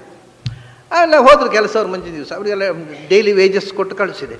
ಮರುದಿವಸ ಅವರು ಬರ್ತಾರೆ, ಎಲ್ಲರೂ ಬನ್ನಿ. ಕಥೆ ಏನಾಗಿದೆ ಅಂದರೆ, ನನ್ನ ಹತ್ರ ಅವ್ರು ಮರುದಿವಸ ಬಂದರೆ ಮರುದಿವಸ ಸಾಯಂಕಾಲ ಅವ್ರಿಗೆ ವೇಜಸ್ ಕೊಡಬೇಕು. 100 ರೂಪಾಯಿದು 150 ರೂಪಾಯಿದು ರೀಪು ಮತ್ತು ಆ ಕೆಲಸದವರಿಗೆ ವೇಜಸ್ಸು ಒಟ್ಟಿಗೆ 150 ರೂಪಾಯಿ ಆಗ್ತದೆ. ಆಗ ಈಗ ಒಬ್ಬೊಬ್ಬರಿಗೆ 150 ಆಗುತ್ತೆ. ಇದು ಆ ಕಾಲ 45 ವರ್ಷ, ಅವ್ರಿಗೆ 150 ರೂಪಾಯಿ ವೇಜಸ್ಸು, ಒಟ್ಟಿಗೆ 300 ರೂಪಾಯಿ ಬೇಕು ನನಗೆ ಮರುದಿವಸ ಸಂಜೆ. ನನ್ನ ಹತ್ತಿರ ಪೆಟ್ಟಿಗೆಯಲ್ಲಿ 30 ರೂಪಾಯಿಯೂ ಇರಲಿಲ್ಲ. ಇವರು ನಾಳೆ ಬರ್ತೇನೆ ಅಂತ ಹೇಳಿ ಹ್ಞೂ ಅಂತ ಅಂದ್ಬಿಟ್ಟು. ಯಾಕೆಂದರೆ ಅಯ್ಯೋ ನಾಳೆ ಸಂಜೆ ಅಲ್ಲ, ಈಗ ಯಾಕೆ ತಲೆಬಿಸಿ ಮಾಡಿಕೊಳ್ಳೋದು ಅಂತ. ನೋಡಿ, ನಾವು ತಲೆಬಿಸಿ ಮಾಡಿಕೊಳ್ಳದೇ ಇದ್ದರೆ ಸಮಸ್ಯೆ ಹೇಗೆ ಪರಿಹಾರ ಮಾಡ್ತಾನೆ ಭಗವಂತ ಅಂತ. ನಾಳೆ ಸಂಜೆ 300 ರೂಪಾಯಿ ಆಗೋದು, ಅದಕ್ಕೆ ಇವತ್ತೇ ತಲೆ ಮಾಸಿಕೊಂಡು ನಾಳೆ ಕೆಲಸಕ್ಕೆ ಬರಬೇಡಿ, ನಾಳೆ ದುಡ್ಡಿಲ್ಲ ಅಂತ ಹಾಕೊಳ್ಳಿ. ಆಯ್ತು ಬನ್ನಿ ಹಿಂದೆ. ಅವನು ಬಂದ, ರೀಪ್ ಹಿಡ್ಕೊಂಡು ಬಂದ, ಡಿಪೋದು 150 ರೂಪಾಯಿ ರೀಪ್ ಬಿಲ್ ಕೊಟ್ಟ, ಒಳಗಿಟ್ಟೆ. ಆಯಿತು, ಕೆಲಸ ನಡೀತಾ ಇದೆ. ಅದು ಸಂಜೆ 5 ಗಂಟೆಗಲ್ವಾ, ಈಗ ಯಾಕೆ ತಲೆಬಿಸಿಯನ್ನು ಆದಷ್ಟು ಪೋಸ್ಟ್ಪೋನ್ ಮಾಡಬೇಕು ನಾವು. ಸಂಜೆ ಆಗೋ ಸಮಸ್ಯೆ ಬೆಳಗಾತಿನ ತಲೆಬಿಸಿ ಮಾಡಿಕೊಂಡು BP ಯಾಕೆ ಜಾಸ್ತಿ ಮಾಡ್ಕೊಳ್ಬೇಕು. ಸಂಜೆ 5 ಗಂಟೆಗಲ್ವಾ, 4-3/4 ಗಂಟೆ ತಲೆಬಿಸಿ ಮಾಡಿಕೊಳ್ಳಿ ಶುರು ಮಾಡಿದ್ರೆ ಸಾಕು. ಹೀಗೆ ಯಾಕೆ ಬೆಳಗಾತ ಆನಂದವಾಗಿದ್ದೆ. ಆಯಿತು, ಮಧ್ಯಾಹ್ನದ ಊಟ ಮಾಡಿ ಬರ್ತೇವೆ ಅಂತ ಹೋದರು. ಹೋಗಿ ಬಂದರು. ಮಧ್ಯಾಹ್ನ ಕೆಲಸ ಶುರುವಾಯಿತು. 2 ಗಂಟೆಗೆ ಕೆಲಸ ಆಗ್ತಾ ಇದೆ. 4:15 ಗಂಟೆಗೆ ಕೊಡಬೇಕು. ನಾನು ಇನ್ನು ತಲೆಬಿಸಿ ಮಾಡಿಕೊಳ್ಳದೆ 2:30 ಗಂಟೆ ಇರಬಹುದು. ಆಮೇಲೆ ಮತ್ತೆ ತಲೆಬಿಸಿ ಮಾಡಬೇಕಲ್ಲ. ಅದು ನೋಡೋಣ, ಯಾವುದಕ್ಕೂ 4:30 ಗಂಟೆವರೆಗೆ ಯೋಚನೆ ಮಾಡೋಣ ಅಂದರೆ ಸುಮ್ಮನೆ ನಿಜವಾಗಿಯೂ ನಿರಾಳವಾಗಿದ್ದೆ. 4 ಗಂಟೆ ಆಯಿತು, 4-4 ಗಂಟೆ, 4:15 ಗಂಟೆ ಆಯಿತು. ಅಷ್ಟು ಹೊತ್ತಿಗೆ ನನ್ನ ನಿಜವಾಗಿ ಒಳಗಿನ 30 ರೂಪಾಯಿ ಇದೆ. 300 ರೂಪಾಯಿ ನಾನು ಡಿಸ್ಟ್ರಿಬ್ಯೂಟ್ ಮಾಡಬೇಕು. ಅವ್ರು ಹೋಗುವಾಗ ದುಡ್ಡಿಲ್ಲ ಅಂತ ಹೇಳಿದ್ರೆ ನಿಮಗೆ ಬೆಳಗಾತ ಹೇಳಿಕ್ಕೆ ಆಗ್ತಿರ್ಲಿಲ್ಲ, ನಾವು ಕೆಲಸಕ್ಕೆ ಬರ್ತಿರ್ಲಿಲ್ಲ ಅಂತ ಹೇಳ್ತಾರೆ ಕೆಲಸದವರು. ಈ ಸ್ಥಿತಿ ಇದೆ. ನಾನು ನಿಶ್ಚಿಂತೆಯಿಂದ ದೇವರು ಏನಾದರೂ ಒಂದು ದಾರಿ ತೋರಿಸ್ತಾನೆ, ನಾವು ಯಾಕೆ ತಲೆ ಕೆಡಿಸ್ಕೊಳ್ಬೇಕು ಅಂತ ಇಷ್ಟು ನಿಶ್ಚಿಂತೆಯಿಂದ ಇದ್ದೆ. ನೋಡಿ, 4:15 ಗಂಟೆ ಸಮಯಕ್ಕೆ ಮಠದಿಂದ ಒಬ್ಬ ಹುಡುಗ ಸೈಕಲ್ನಲ್ಲಿ ಬಂದ. ಆಗ ಪಲ್ಲಿಮಾರ ಮಠದ ಸ್ವಾಮಿಗಳಾಗಿದ್ದವರು ಒಂದು ಚೀಟಿ ಕಳಿಸಿದ್ದಾರೆ, ಅವನ ಕೆಲವೊಂದು ಪತ್ರ. ಅದು ಗುರುರಾಚಾರ್ಯರಿಗೆಲ್ಲ ನಾವು ಆವಾಗ ಒಟ್ಟಿಗೆ ಇದ್ದವರು, ಅದೆಲ್ಲ ಕಥೆ ಗೊತ್ತಿದ್ದು ನೆನಪಿದೆಯೋ ಇಲ್ಲವೋ ಅಂತ. ಅದು ನಡೆದಾಗ ನಾವು ಒಟ್ಟಿಗೆ ಇದ್ದವರು ಆ ಮಠದಲ್ಲಿ. ವಿಚಿತ್ರ ನೋಡಿ, ಅವನು ಬಂದ. ಏನಪ್ಪ ಅಂದೆ. ಏನಿಲ್ಲ, ಸ್ವಾಮಿಗಳು ನಿಮಗೊಂದು, ನಾನು ಆ ಸ್ವಾಮಿಗಳಿಗೆ ಪಾಠ ಹೇಳ್ತಿದ್ದೆ, ಎಲ್ಲೋ ಇವತ್ತು ಪಾಠಕ್ಕೆ ಬರೋದು ಬೇಡ ಅಂತ, ಏನೋ ಚೀಟಿ ಇರ್ಬೋದು, ಇವನು ಇನ್ನೇನು ಅಥವಾ ಬೇರೆ ಏನಾದ್ರು ಅಥವಾ ಅರ್ಜೆಂಟ್ ಮಾತಾಡಬೇಕು, ಬಂದು ಹೋಗಿ ಏನೋ ಇರುತ್ತೆ ಸ್ವಾಮಿಗಳ ಚೀಟಿ ಅಂತ ತೊಗೊಂಡೆ ನಾನು. ಒಳಗಿಂದ ಒಂದು ಕಾಗದ ಇತ್ತು. ಕಾಗದದ ಒಟ್ಟಿಗೆ 300 ರೂಪಾಯಿ ಇತ್ತು. My problem is solved. ಅವತ್ತು ಸಂಜೆ ಕೊಡಲಿಕ್ಕೆ ಎಷ್ಟು ಬೇಕೋ ಅಷ್ಟು ದೇವರು ತರಿಸಿ ಕೊಟ್ಟಿದ್ದಾರೆ 4:30 ಗಂಟೆಗೆ. ಏನು ಕಥೆ ಇದು? ಯಾಕೆ ಬಂತು 300 ರೂಪಾಯಿ? ನಾನು ಯಾವತ್ತೂ ಸ್ವಾಮಿಗಳ ಹತ್ರ ಮನೆ ಕಟ್ಟಿಸ್ತಾ ಇದ್ದೇನೆ, ದುಡ್ಡಿನ ತಾಪತ್ರಯ ಅಂತ ಹೇಳಲಿಲ್ಲ. ನಾನು ಯಾವತ್ತೂ ಯಾರ ಹತ್ರ ನನ್ನ ತಾಪತ್ರಯಗಳ ಬಗ್ಗೆ ಸಹಜವಾಗಿ ಹೇಳಿಕೊಳ್ಳುವುದಿಲ್ಲ. ನಮ್ಮ ಕಷ್ಟವನ್ನು ಇನ್ನೊಬ್ಬರ ಹತ್ರ ಡಿಸ್ಪ್ಯೂಟ್ ಮಾಡಿ ಅವ್ರಿಗೂ ಸುಮ್ಮ ತಲೆ ಬಿಸಿ ಅಷ್ಟೇ, ಏನು ಉಪಯೋಗ ಇಲ್ಲಲ್ಲ. ಇನ್ನೊಬ್ಬರು ಯಾಕೆ, ನಾನು ಸಾಮಾನ್ಯವಾಗಿ ನನ್ನ ಪ್ರಾಬ್ಲಮನ್ನು ಹಂಚಿಕೊಳ್ಳಲಿಲ್ಲ. ಸ್ವಾಮಿಗಳ ಹತ್ರ ನಾನೇನು ಹೇಳಲಿಲ್ಲ, ಇದು ಯಾಕೆ 300 ರೂಪಾಯಿ ಕಳಿಸಿದರು.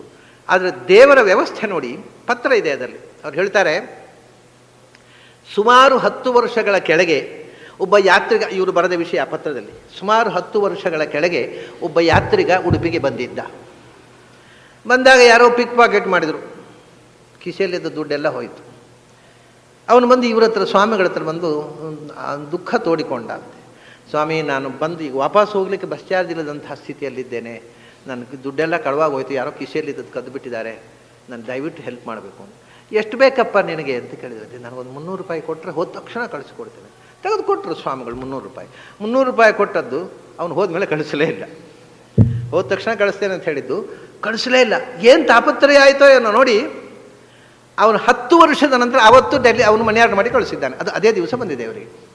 ಇಲ್ಲಿ 300 ರೂಪಾಯಿ ಯಾವತ್ತು ನನಗೆ ಕಮ್ಮಿ ಆಗುತ್ತೆ ಆವತ್ತು ಮನಿ ಆರ್ಡರ್ ಆಗಿ ಅವರಿಗೆ ಬಂದಿದೆ, ಸ್ವಾಮಿಗಳಿಗೆ. ಇದು ನಾನು ಹೇಳಿದಲ್ಲ, ಇಲ್ಲಿ 100 ರೂಪಾಯಿ ಹೋದದ್ದು ಅಲ್ಲಿ ಹೈದರಾಬಾದ್ ಸ್ವಾಮಿಗಳು ಮಂತಾಕ್ಷರಿ, ಅದೇ ಥರ 300 ರೂಪಾಯಿ ಮನಿ ಆರ್ಡರ್ ಮಾಡಿ ಆ ಸ್ವಾಮಿಗಳಿಗೆ, ನಾನು 10 ವರ್ಷದಿಂದ ನಿಮ್ಮಿಂದ ತಗೊಂಡ ದುಡ್ಡನ್ನು ಮರಳಿಸುವುದಾಗದೆ ಅಪರಾಧ ಮಾಡಿದ್ದೇನೆ, ಕ್ಷಮಿಸಿ ಅಂತ 300 ರೂಪಾಯಿ ಕಳಿಸಿಕೊಟ್ಟಿದ್ದಾನೆ 10 ವರ್ಷದ ನಂತರ.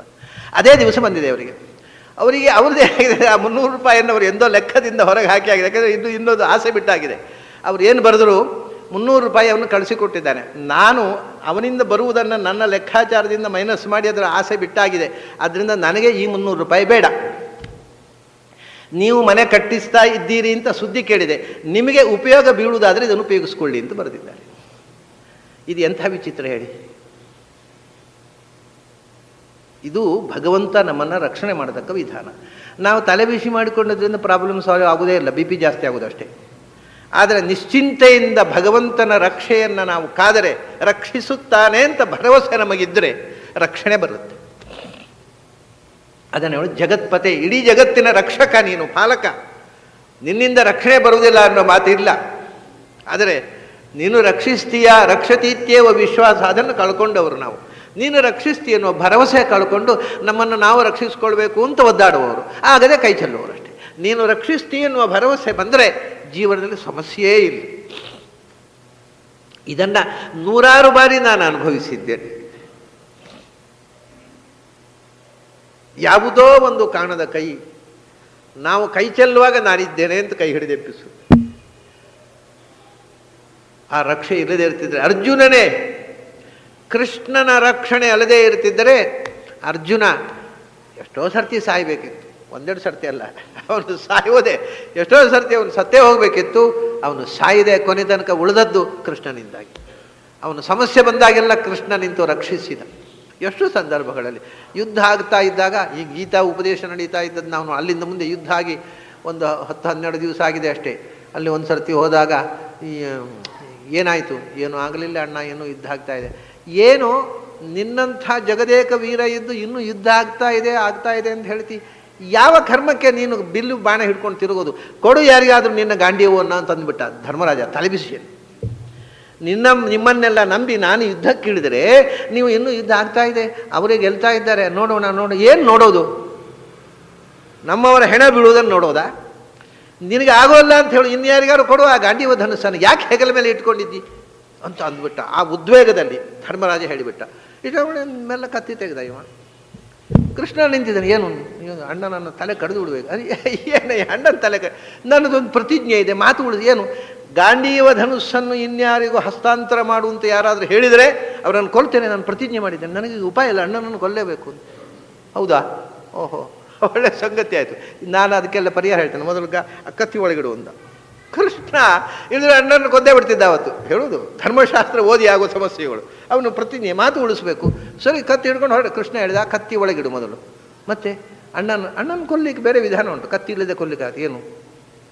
ನಿನ್ನ ಅಣ್ಣ ಅಲ್ಲವನು, ಬಾಯಿ ಬಂದಾಗ ಬೈ, ನಿನ್ನ 3 ಕಾಸಿನ ಯೋಗ್ಯತೆ ಇಲ್ಲ, ಯುದ್ಧ ಮಾಡೋ ಯೋಗ್ಯತೆ ಇಲ್ಲ, ಕೋಣೆಯಲ್ಲಿ ಕೂತ್ಕೊಂಡು ಬಡಾಯ ಕೊಚ್ತಾನೆ ಅಂತ ಹೇಳು. ಅದು ದೊಡ್ಡವರನ್ನು ನಿಂದೆ ಮಾಡೋದಕ್ಕಿಂತ ದೊಡ್ಡ ಕೊಲೆ ಇಲ್ಲ. ಬೈಯೋವನನ್ನ ಅರ್ಜುನ ಹೌದು ಇಲ್ಲ ಅಂದರೆ ಕೊಂದೇ ಬಿಡ್ತಿದ್ದ ಅವತ್ತು ನೋಡಿ. ಆಯಿತು, ಧರ್ಮರಾಜನನ್ನು ಬೈದ. ಧರ್ಮರಾಜ ತಲೆ ಇಟ್ಕೊಂಡು ಕೇಳಿದ, ನಮಗೇನು ಬುದ್ಧಿವಾದ ಹೇಳೋದು ನೀನು ಬಾ, ತಾಕತ್ತಿದ್ರೆ ನಿನಗೆ ಯುದ್ಧದಲ್ಲಿ ಒಂದು ಜೀವ ನೆತ್ತರು ನೋಡಿದರೆ ತಲೆ ಬಿಸಿ ಆಗುತ್ತೆ ನಿನಗೆ. ಒಂದು ಜೀವ ಕೊಂದು ನೀನು ಇಡೀ ಯುದ್ಧದಲ್ಲಿ ಒಂದು ಪ್ರಾಣಿಯನ್ನು ಕೊಂದವನಲ್ಲ, ಇಲ್ಲೇ ಅಂತ ಬಟಾಯಿ ಕೊಚ್ಚೋದು, ಮುಜ್ಬಾಯಿಯಿಂದ. ಧರ್ಮರಾಜ ತಲೆ ಇಟ್ಕೊಂಡು ಕೂತ್ಕೊಂಡ. ಪುನಃ ಕತ್ತಿ ತೆಗೆದ ಅರ್ಜುನ. ಏನೋ ಅಣ್ಣನನ್ನು ಬೈದು ನಾನು ಬದುಕೋದಿಲ್ಲ, ಸಾಯ್ತೀನಿ ಶುರು ಮಾಡಿದ. ಅಯ್ಯೋ ರಾಜಾರವೇ, ಇವ್ರನ್ನ ಸಾಯೋದೇ ಒಂದು ಕಾರ್ಯಕ್ರಮ, ಬದುಕಿಸುವುದೇ ಕೃಷ್ಣನ ಕಾರ್ಯಕ್ರಮ. ನಾನು ಸಾಯ್ತೀನಿ, ಅಣ್ಣನನ್ನು ನಿಂದೆ ಮಾಡಿ ನಾ ಯಾಕೆ ಬದುಕಬೇಕು ಅಂತ. ಸರಿ, ಕತ್ತಿ ಹಿಡ್ಕೊಂಡು ನಿಂತು ಬಿಡ್ಯಾರ. ಕತ್ತಿ ಒಳಗಿಡು ಅಂದವನ. ಯಾಕೆ? ನಿನ್ನ ಸಾಯಲಿಕ್ಕೆ ನಾನು ವಿಧಾನ ಹೇಳ್ತೇನೆ. ವಿಷ ಬೇಡ, ನೇಣು ಬೇಡ, ಕತ್ತಿ ಬೇಡ, ಸುಲಭವಾಗಿ ಸಾಯೋ ವಿಧಾನ ಹೇಳು. ಏನು? ಅಣ್ಣನ ಮುಂದೆ ನಿನ್ನನ್ನು ನೀನು ಹೊಗಳಿಕೋ, ಬಡಾಯ ಕೊಚ್ಚು, ಅದೇ ಸಾವು ಮನುಷ್ಯನಿಗೆ. ಹೀಗೆ ಎಷ್ಟು ಸರ್ತಿ ಕೃಷ್ಣ ಇವರು ಸಾಯುವವರನ್ನು ಬದುಕಿಸಿದ್ದ. ಅದನ್ನು ನೆನಪಿಸಿಕೊಂಡು ಕೊನೆಗೆ ಹೇಳ್ತಾರೆ, ಜಗತ್ಪತೆ, ನೀನು ಜಗತ್ತಿನ ದೊಡ್ಡ ರಕ್ಷಕ, ನೀನು ಇರದೇ ಇದ್ರೆ ನಾವೆಂದೋ ಸತ್ತೇ ಹೋಗ್ತಿದ್ದೆವು. ಹೀಗೆ ಸ್ತೋತ್ರ ಮಾಡಿ ಹೇಳ್ತಾನೆ. ಇಷ್ಟೂ ಪ್ರಸ್ತಾವನೆ ಕೃಷ್ಣನ ಮಹಿಮೆಯನ್ನು ಅವನು ಉದ್ವೇಗದಿಂದ ವಕ್ತುಮರ್ಹಸಿ ಅಶೇಷೇಣ ದಿವ್ಯಾಹಿ ಆತ್ಮವಿಭೂತಯ ಯಾಭಿರ್ ವಿಭೂತಿಭಿ ಲುಗೈ ಇಮಾನ್ ತ್ವಂ ವ್ಯಾಪ್ಯ ತಿಷ್ಠಸಿ. ನನ್ನದು ಒಂದು ಪ್ರಾರ್ಥನೆ, ನಿನ್ನ ದಿವ್ಯವಾದ ಲೋಕೋತ್ತರವಾದ ಲೋಕ ವಿಲಕ್ಷಣವಾದ ವಿಭೂತಿಗಳು, ವಿಭೂತಿಗಳು ಅಂದರೆ ಮಹಿಮೆಗಳು, ಮತ್ತು ನಿನ್ನ ಮಹಿಮೆಗಳನ್ನು ತೋರಿದ ನಿನ್ನ ಅನೇಕ ರೂಪಗಳು, ವಿವಿಧ ಭವನಂ, ನಿನ್ನ ಮಹತ್ವ. ನೀನು ಬೇರೆ ಬೇರೆ ವಸ್ತುಗಳಲ್ಲಿ ಅಂತರ್ಗತನಾಗಿ ಒಂದೊಂದು ವಸ್ತುವಿಗೆ ಒಂದೊಂದು ವೈಶಿಷ್ಟ್ಯ ಕೊಟ್ಟಿದ್ದೀಯಲ್ಲ, ಅದಕ್ಕೆ ವಿಭೂತಿ ರೂಪ ಅನ್ನೋದು. ಪ್ರತಿಯೊಂದು ವಸ್ತುವಿಗೂ ಅದರದ್ದೇ ಆದ ಒಂದು ಎಕ್ಸ್ಕ್ಲೂಸಿವ್ ಕ್ವಾಲಿಟಿ ಇದೆ. ಯಾವ ವಸ್ತುವು ವೇಸ್ಟ್ ಅಲ್ಲ ಈ ಜಗತ್ತಿನಲ್ಲಿ. ಪ್ರತಿಯೊಂದಕ್ಕೂ ಅದರದ್ದೇ ಆದ ಒಂದು ಅಸಾಧಾರಣವಾದ ಗುಣ ಇದೆ. ಆ ಅಸಾಧಾರಣ ಗುಣವನ್ನು ಕೊಟ್ಟು ಅದರಲ್ಲಿ ನೀನು ತುಂಬಿರುವುದರಿಂದಲ್ವ ಅದಕ್ಕೆ ಆ ಶಕ್ತಿ ಬಂದದ್ದು. ಹಾಗಾದರೆ ಒಂದು ವಸ್ತುವಿನಲ್ಲಿ ಅದರ ಒಂದು ಎಕ್ಸ್ಕ್ಲೂಸಿವ್ ಕ್ವಾಲಿಟಿಯಾಗಿ ಅದರೊಳಗೆ ತುಂಬಿ ಅದನ್ನು ರಕ್ಷಣೆ ಮಾಡ್ತಕ್ಕಂಥ ನಿನ್ನ ರೂಪ ಉಂಟಲ್ಲ, ಅದಕ್ಕೆ ವಿಭೂತಿ ರೂಪ ಅಂತ ಹೆಸರು. ವಿಭೂತಿ ಅಂದರೆ ವಿವಿಧ ಭೂತಿ ಮತ್ತು ವಿಶಿಷ್ಟ ಭೂತಿ, ಅದ್ಭುತವಾದ ಎಲ್ಲಿಯೂ ಕಾಣದಂಥ ವೈಶಿಷ್ಟ್ಯವನ್ನು ವ್ಯಕ್ತಪಡಿಸುವ ರೂಪ.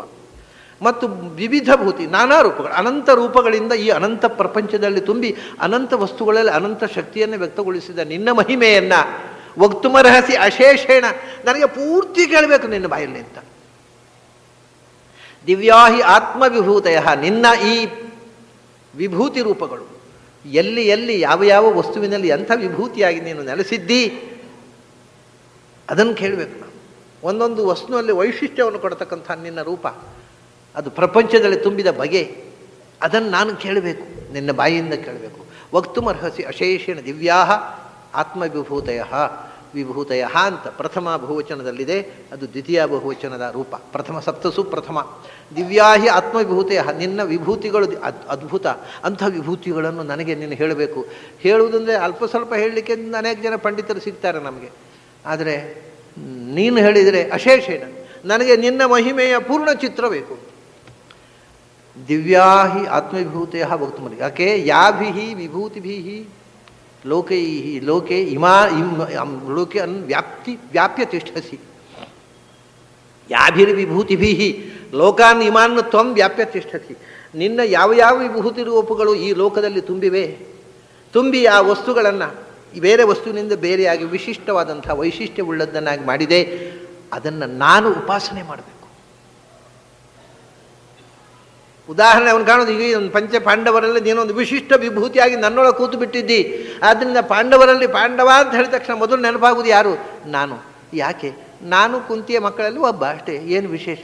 ಏನು ವಿಶೇಷ ಅಂದರೆ ನೀನು ಆ ವಿಶೇಷ ಮಾಡಿ ಒಳಗೆ ಕೂತವ, ನೀನು ಒಳಗೆ ಕೂತಿ, ಆದ್ದರಿಂದ ಇವತ್ತು ಪಾಂಡವ ಅಂತ ಹೇಳಿದರೆ ಮೊದಲು ನೆನಪಾಗುವುದು ನನ್ನ ಹೆಸರಲ್ವ, ಅದು ವಿಭೂತಿ. ನೀನು ಒಳಗೆ ಒಂದು ವ್ಯಕ್ತಿಯ ಒಳಗೆ ಕೂತಿ ಅಂದರೆ ಆ ವ್ಯಕ್ತಿಗೆ ಉಳಿದವರಿಗಿಂತ ಹೆಚ್ಚು ಇಂಪಾರ್ಟೆನ್ಸ್ ಬಂದಾಗ ಮಾಡಿಬಿಡ್ತೀನಿ. ಅಂಥ ಎಲ್ಲೆಲ್ಲಿ ಕೂತು ಏನೇನು ವಿಭೂತಿ ಮಾಡ್ತೀನಿ ನೀನು, ಅದನ್ನು ನಾನು ಕೇಳಬೇಕು, ನಿನ್ನ ಬಾಯಿಯಿಂದ ಕೇಳಬೇಕು ಅಂತ.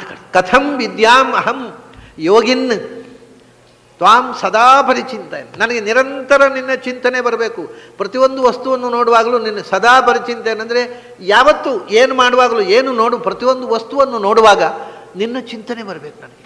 ಆವಾಗ ಒಂದು ವ್ಯಕ್ತಿಯನ್ನು ನೋಡೋ, ಆಹಾ, ಈ ವ್ಯಕ್ತಿಯೊಳಗೆ ಭಗವಂತ ಇಂಥ ಒಂದು ವಿಶಿಷ್ಟ ಶಕ್ತಿಯನ್ನು ಇಟ್ಟಿದ್ದಾನೆ, ಅಂಥ ಭಗವಂತನೇ ನಮಸ್ಕಾರ. ಅವನಲ್ಲಿರುವ ವೈಶಿಷ್ಟ್ಯವನ್ನು ನೆನೆದು ಅದನ್ನು ಕೊಟ್ಟ ಭಗವಂತನ ಚಿಂತನೆ ಆಗಬೇಕು. ಅದು ಕಥಂ ವಿದ್ಯಾಂ ಅಹಂ ಯೋಗಿನ್ ತ್ವಾಂ ಸದಾಪ, ಅದನ್ನು ಅಂಥ ಅರಿವು ನನಗೆ ಹೇಗೆ ಬಂದೀತು? ಪ್ರತಿಯೊಂದು ವಸ್ತುವನ್ನು ನೋಡಿದಾಗ ಅಲ್ಲಿರತಕ್ಕ ವೈಶಿಷ್ಟ್ಯ, ಅಲ್ಲಿರತಕ್ಕಂಥ ಒಳ್ಳೆಯತನ, ರಾಮಚಂದ್ರ ಇದನ್ನು ಮಾಡಿ ತೋರಿಸಿದ್ದಾನೆ. ರಾಮಚಂದ್ರ ಒಂದು ಭೌಭೂತಿ ಕವಿ ಒಂದು ರೋಚಕ ಪ್ರಸಂಗ ಹೇಳ್ತಾರೆ. ಸೀತಾ ವಿವಾಹದಲ್ಲಿ ಆ ಧನುರ್ಭಂಗ ಮಾಡಿ ಸೀತೆಯನ್ನು ಮದುವೆ ಮಾಡ್ಕೋಬೇಕು ಅಂತ ಆಸೆ ಪಟ್ಟು ರಾವಣನೂ ಬಂದಿದ್ದಂತೆ. ಆಗ ಲಕ್ಷ್ಮಣ ಹೇಳ್ತಾನೆ, ಏನಪ್ಪ ಸೀತೆಯಂಥ ಎಳೆ ಹುಡುಗಿಯನ್ನು ಆ ರಾಕ್ಷಸ ಅರ್ಥ ಉಂಟ, ಅವನು ಕೂಡ ಸೀತೆಯನ್ನು ಬಯಸುದ, ಏನು ಮೂರ್ಖತನ ಅಂತ ಲಕ್ಷ್ಮಣ ಹೇಳ್ತಾನೆ. ಅವಾಗ ರಾಮ ಹೇಳ್ತಾನೆ, ನಿಜವಾಗಿ ರಾಮನಿಗೆ ಖುಷಿ ಆಗ, ಯಾಕೆಂದರೆ ರಾಮ ಒಲಿಸಬೇಕಾದ ಹೆಣ್ಣನ್ನು ರಾವಣ ಬಯಸಿದ್ದು ತಪ್ಪು ಅಂತ ಲಕ್ಷ್ಮಣ ಹೇಳಿದಾಗ ರಾವಣನಿಗೆ ಖುಷಿ ಆಗಬೇಕಿತ್ತೋ ಬೇಡವೋ ರಾಮನಿಗೆ. ರಾಮ ಹೇಳ್ತಾನೆ, ವತ್ಸ ಮಾಮೈವಂ, ಹಾಗೆಲ್ಲ ಹೇಳಬಾರ್ದಪ್ಪ. ಯಾಕೆ? ಮಹಾವೀರ ಖಲು ಸಹ,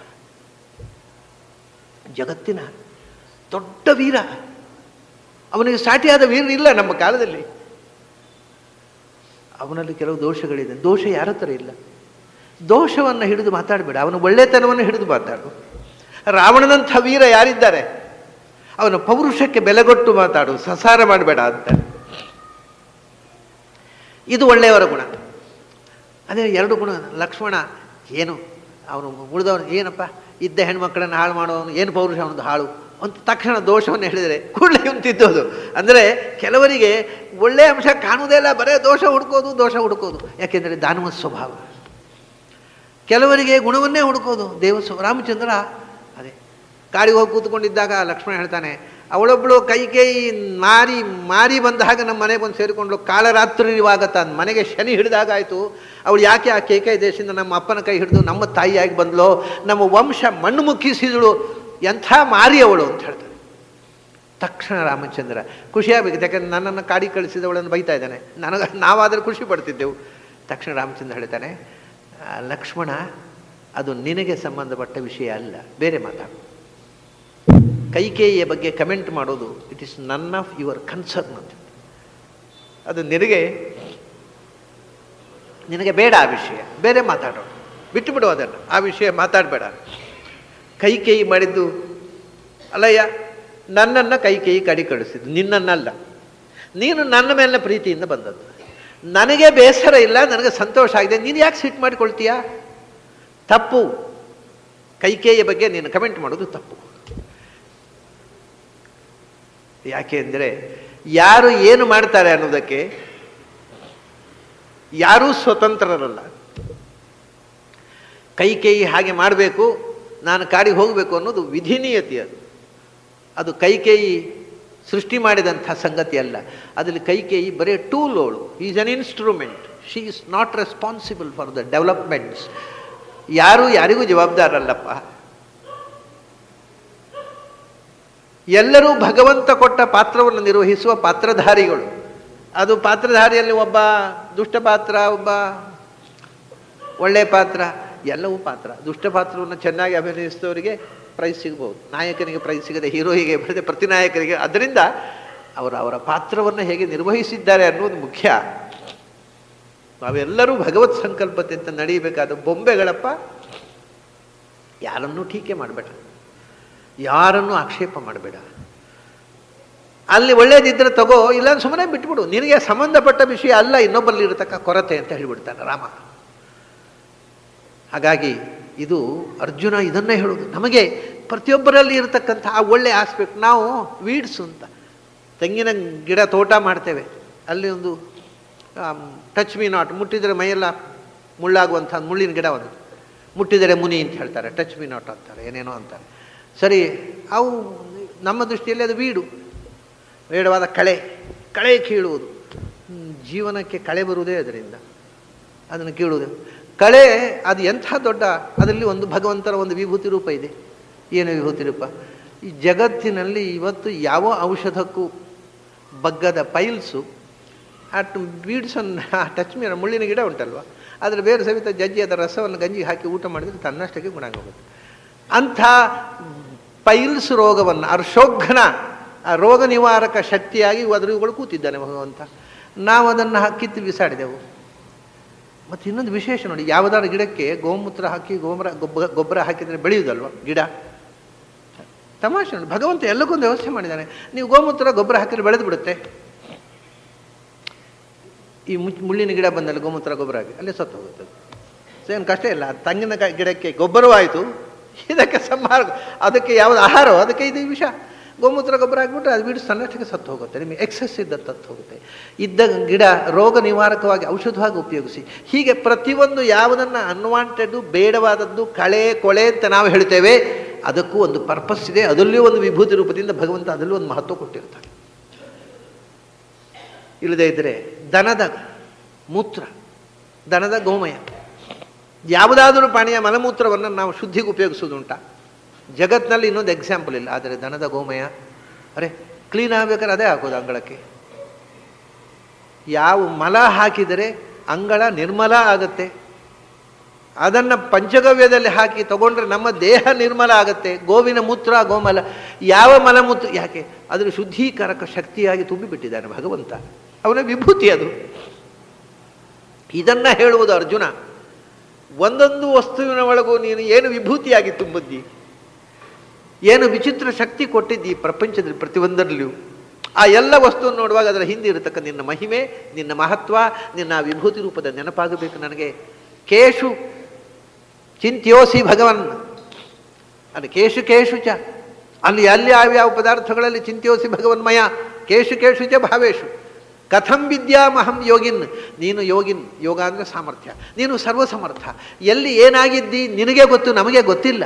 ನಾನು ಹೇಗೆ ಚಿಂತನೆ ಮಾಡಬೇಕು? ಒಂದೊಂದು ವಸ್ತು ನೋಡುವಾಗಲೂ ಅದರ ಹಿಂದೆ ಇರತಕ್ಕ ಭಗವತ್ ಶಕ್ತಿಯ ನೆನಪು ನನಗೆ ಬರಬೇಕು.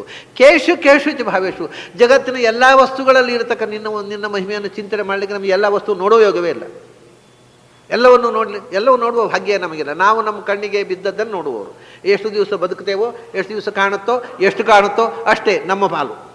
ಆಗ ಯಾವ ಪದಾರ್ಥಗಳಲ್ಲಿ ನಿನ್ನ ವಿಭೂತಿಯನ್ನು ಉಪಾಸನೆ ನಾನು ಮಾಡಬೇಕು? ಎಲ್ಲ ಮಾಡಲಿಕ್ಕೆ ಆಗೋದಿಲ್ಲ. ಯಾವುದು ಮುಖ್ಯ ಮಾಡಬೇಕು ಅದನ್ನು ಪೂರ್ತಿ ಹೇಳು ನನಗೆ. ಕೇಶು ಚ ಭಾವೇಶು ಚಿಂತ್ಯೋಸಿ ಭಗವನ್. ನೀನು, ನಿನ್ನ ಭಾಗ್ಯ, ನಿನ್ನ ಐಶ್ವರ್ಯ, ನಿನ್ನ ಒಡೆತನ ಅನಂತ ಅಪಾರವಾದ ನೀನು ಭಗವಾನ್. ಅದರಿಂದ ನೀನು ಅದನ್ನು ನನಗೆ ದಯವಿಟ್ಟು ಹೇಳಬೇಕು. ನಾನು ಅದನ್ನು ವಿಸ್ತಾರವಾಗಿ ವಿಸ್ತರೇಣ ಚ ತೇ ಯೋಗಂ ವಿಭೂತಿಂಚ ಜನಾರ್ದನ ಭೂಯ ಏವ ಮಹಾಬಾಹೋ ಭೂಯ ಏವ. ಯಾಕೆಂದರೆ ನಹಿಮೇ ತೃಪ್ತಿ ಶೃಣ್ವತಃ ತೇ ಅಮೃತಂ. ಏನಾಗಿದೆ ಅಂದರೆ ವಿಸ್ತಾರವಾಗಿ ಹೇಳು. ನೀನು ಹೇಳಿದಿ, ನಿನ್ನ ವಿಭೂತಿಯನ್ನು ಹೇಳಿ ಆಯಿತು, ಹಿಂದಿನ ಅಧ್ಯಾಯಗಳಲ್ಲಿ ಬಂದಿದೆ. ನನಗೆ ತೃಪ್ತಿ ಇಲ್ಲ. ಏನು ಅಮೃತ ಕುಡಿದವನಿಗೆ ಹೇಗೆ ಸಾಕು ಅನ್ನಿಸುವುದಿಲ್ಲ, ಹಾಗೆ ನಿನ್ನ ಮಹಿಮೆಯನ್ನು ಕೇಳಿ ಸಾಕು ಅನ್ನಿಸುವುದಿಲ್ಲ. ಇನ್ನಷ್ಟು ವಿಸ್ತಾರವಾಗಿ ಹೇಳು, ಇನ್ನೂ ಹೇಳು ಮತ್ತು ಹೇಳು, ನನಗೆ ಕೇಳಬೇಕು ಕೃಷ್ಣ ಅಂತ ಪ್ರಾರ್ಥಿಸಿಕೊಳ್ತಾನೆ. ಅಂತ ಪ್ರಾರ್ಥನೆಗೆ ಕೃಷ್ಣ ಏನು ಉತ್ತರ ಕೊಟ್ಟ? ಅರ್ಜುನ ಇಲ್ಲಿ ಕೆಲವು ಪುನಃ ನಾಮಗಳನ್ನು ಉಪಯೋಗಿಸಿದ್ದಾನೆ, ಜನಾರ್ದನ ಅನ್ನುವ ಶಬ್ದವನ್ನು. ಆ ನಾಮಗಳು ಏನನ್ನು ಹೇಳ್ತಾವೆ, ಅದಕ್ಕೆ ಕೃಷ್ಣ ಹೇಗೆ ರಿಸ್ಪಾಂಡ್ ಮಾಡಿದ ಅನ್ನುವುದನ್ನು ನಾವು ನಾಳೆ ಸೇರಿದಾಗ ನೋಡೋಣ. ಅಲ್ಲಿ ತನಕ ನಿಮಗೆಲ್ಲ ಅಭಿನಂದನೆಗಳು ಮತ್ತು ಅಭಿವಂದನೆಗಳು.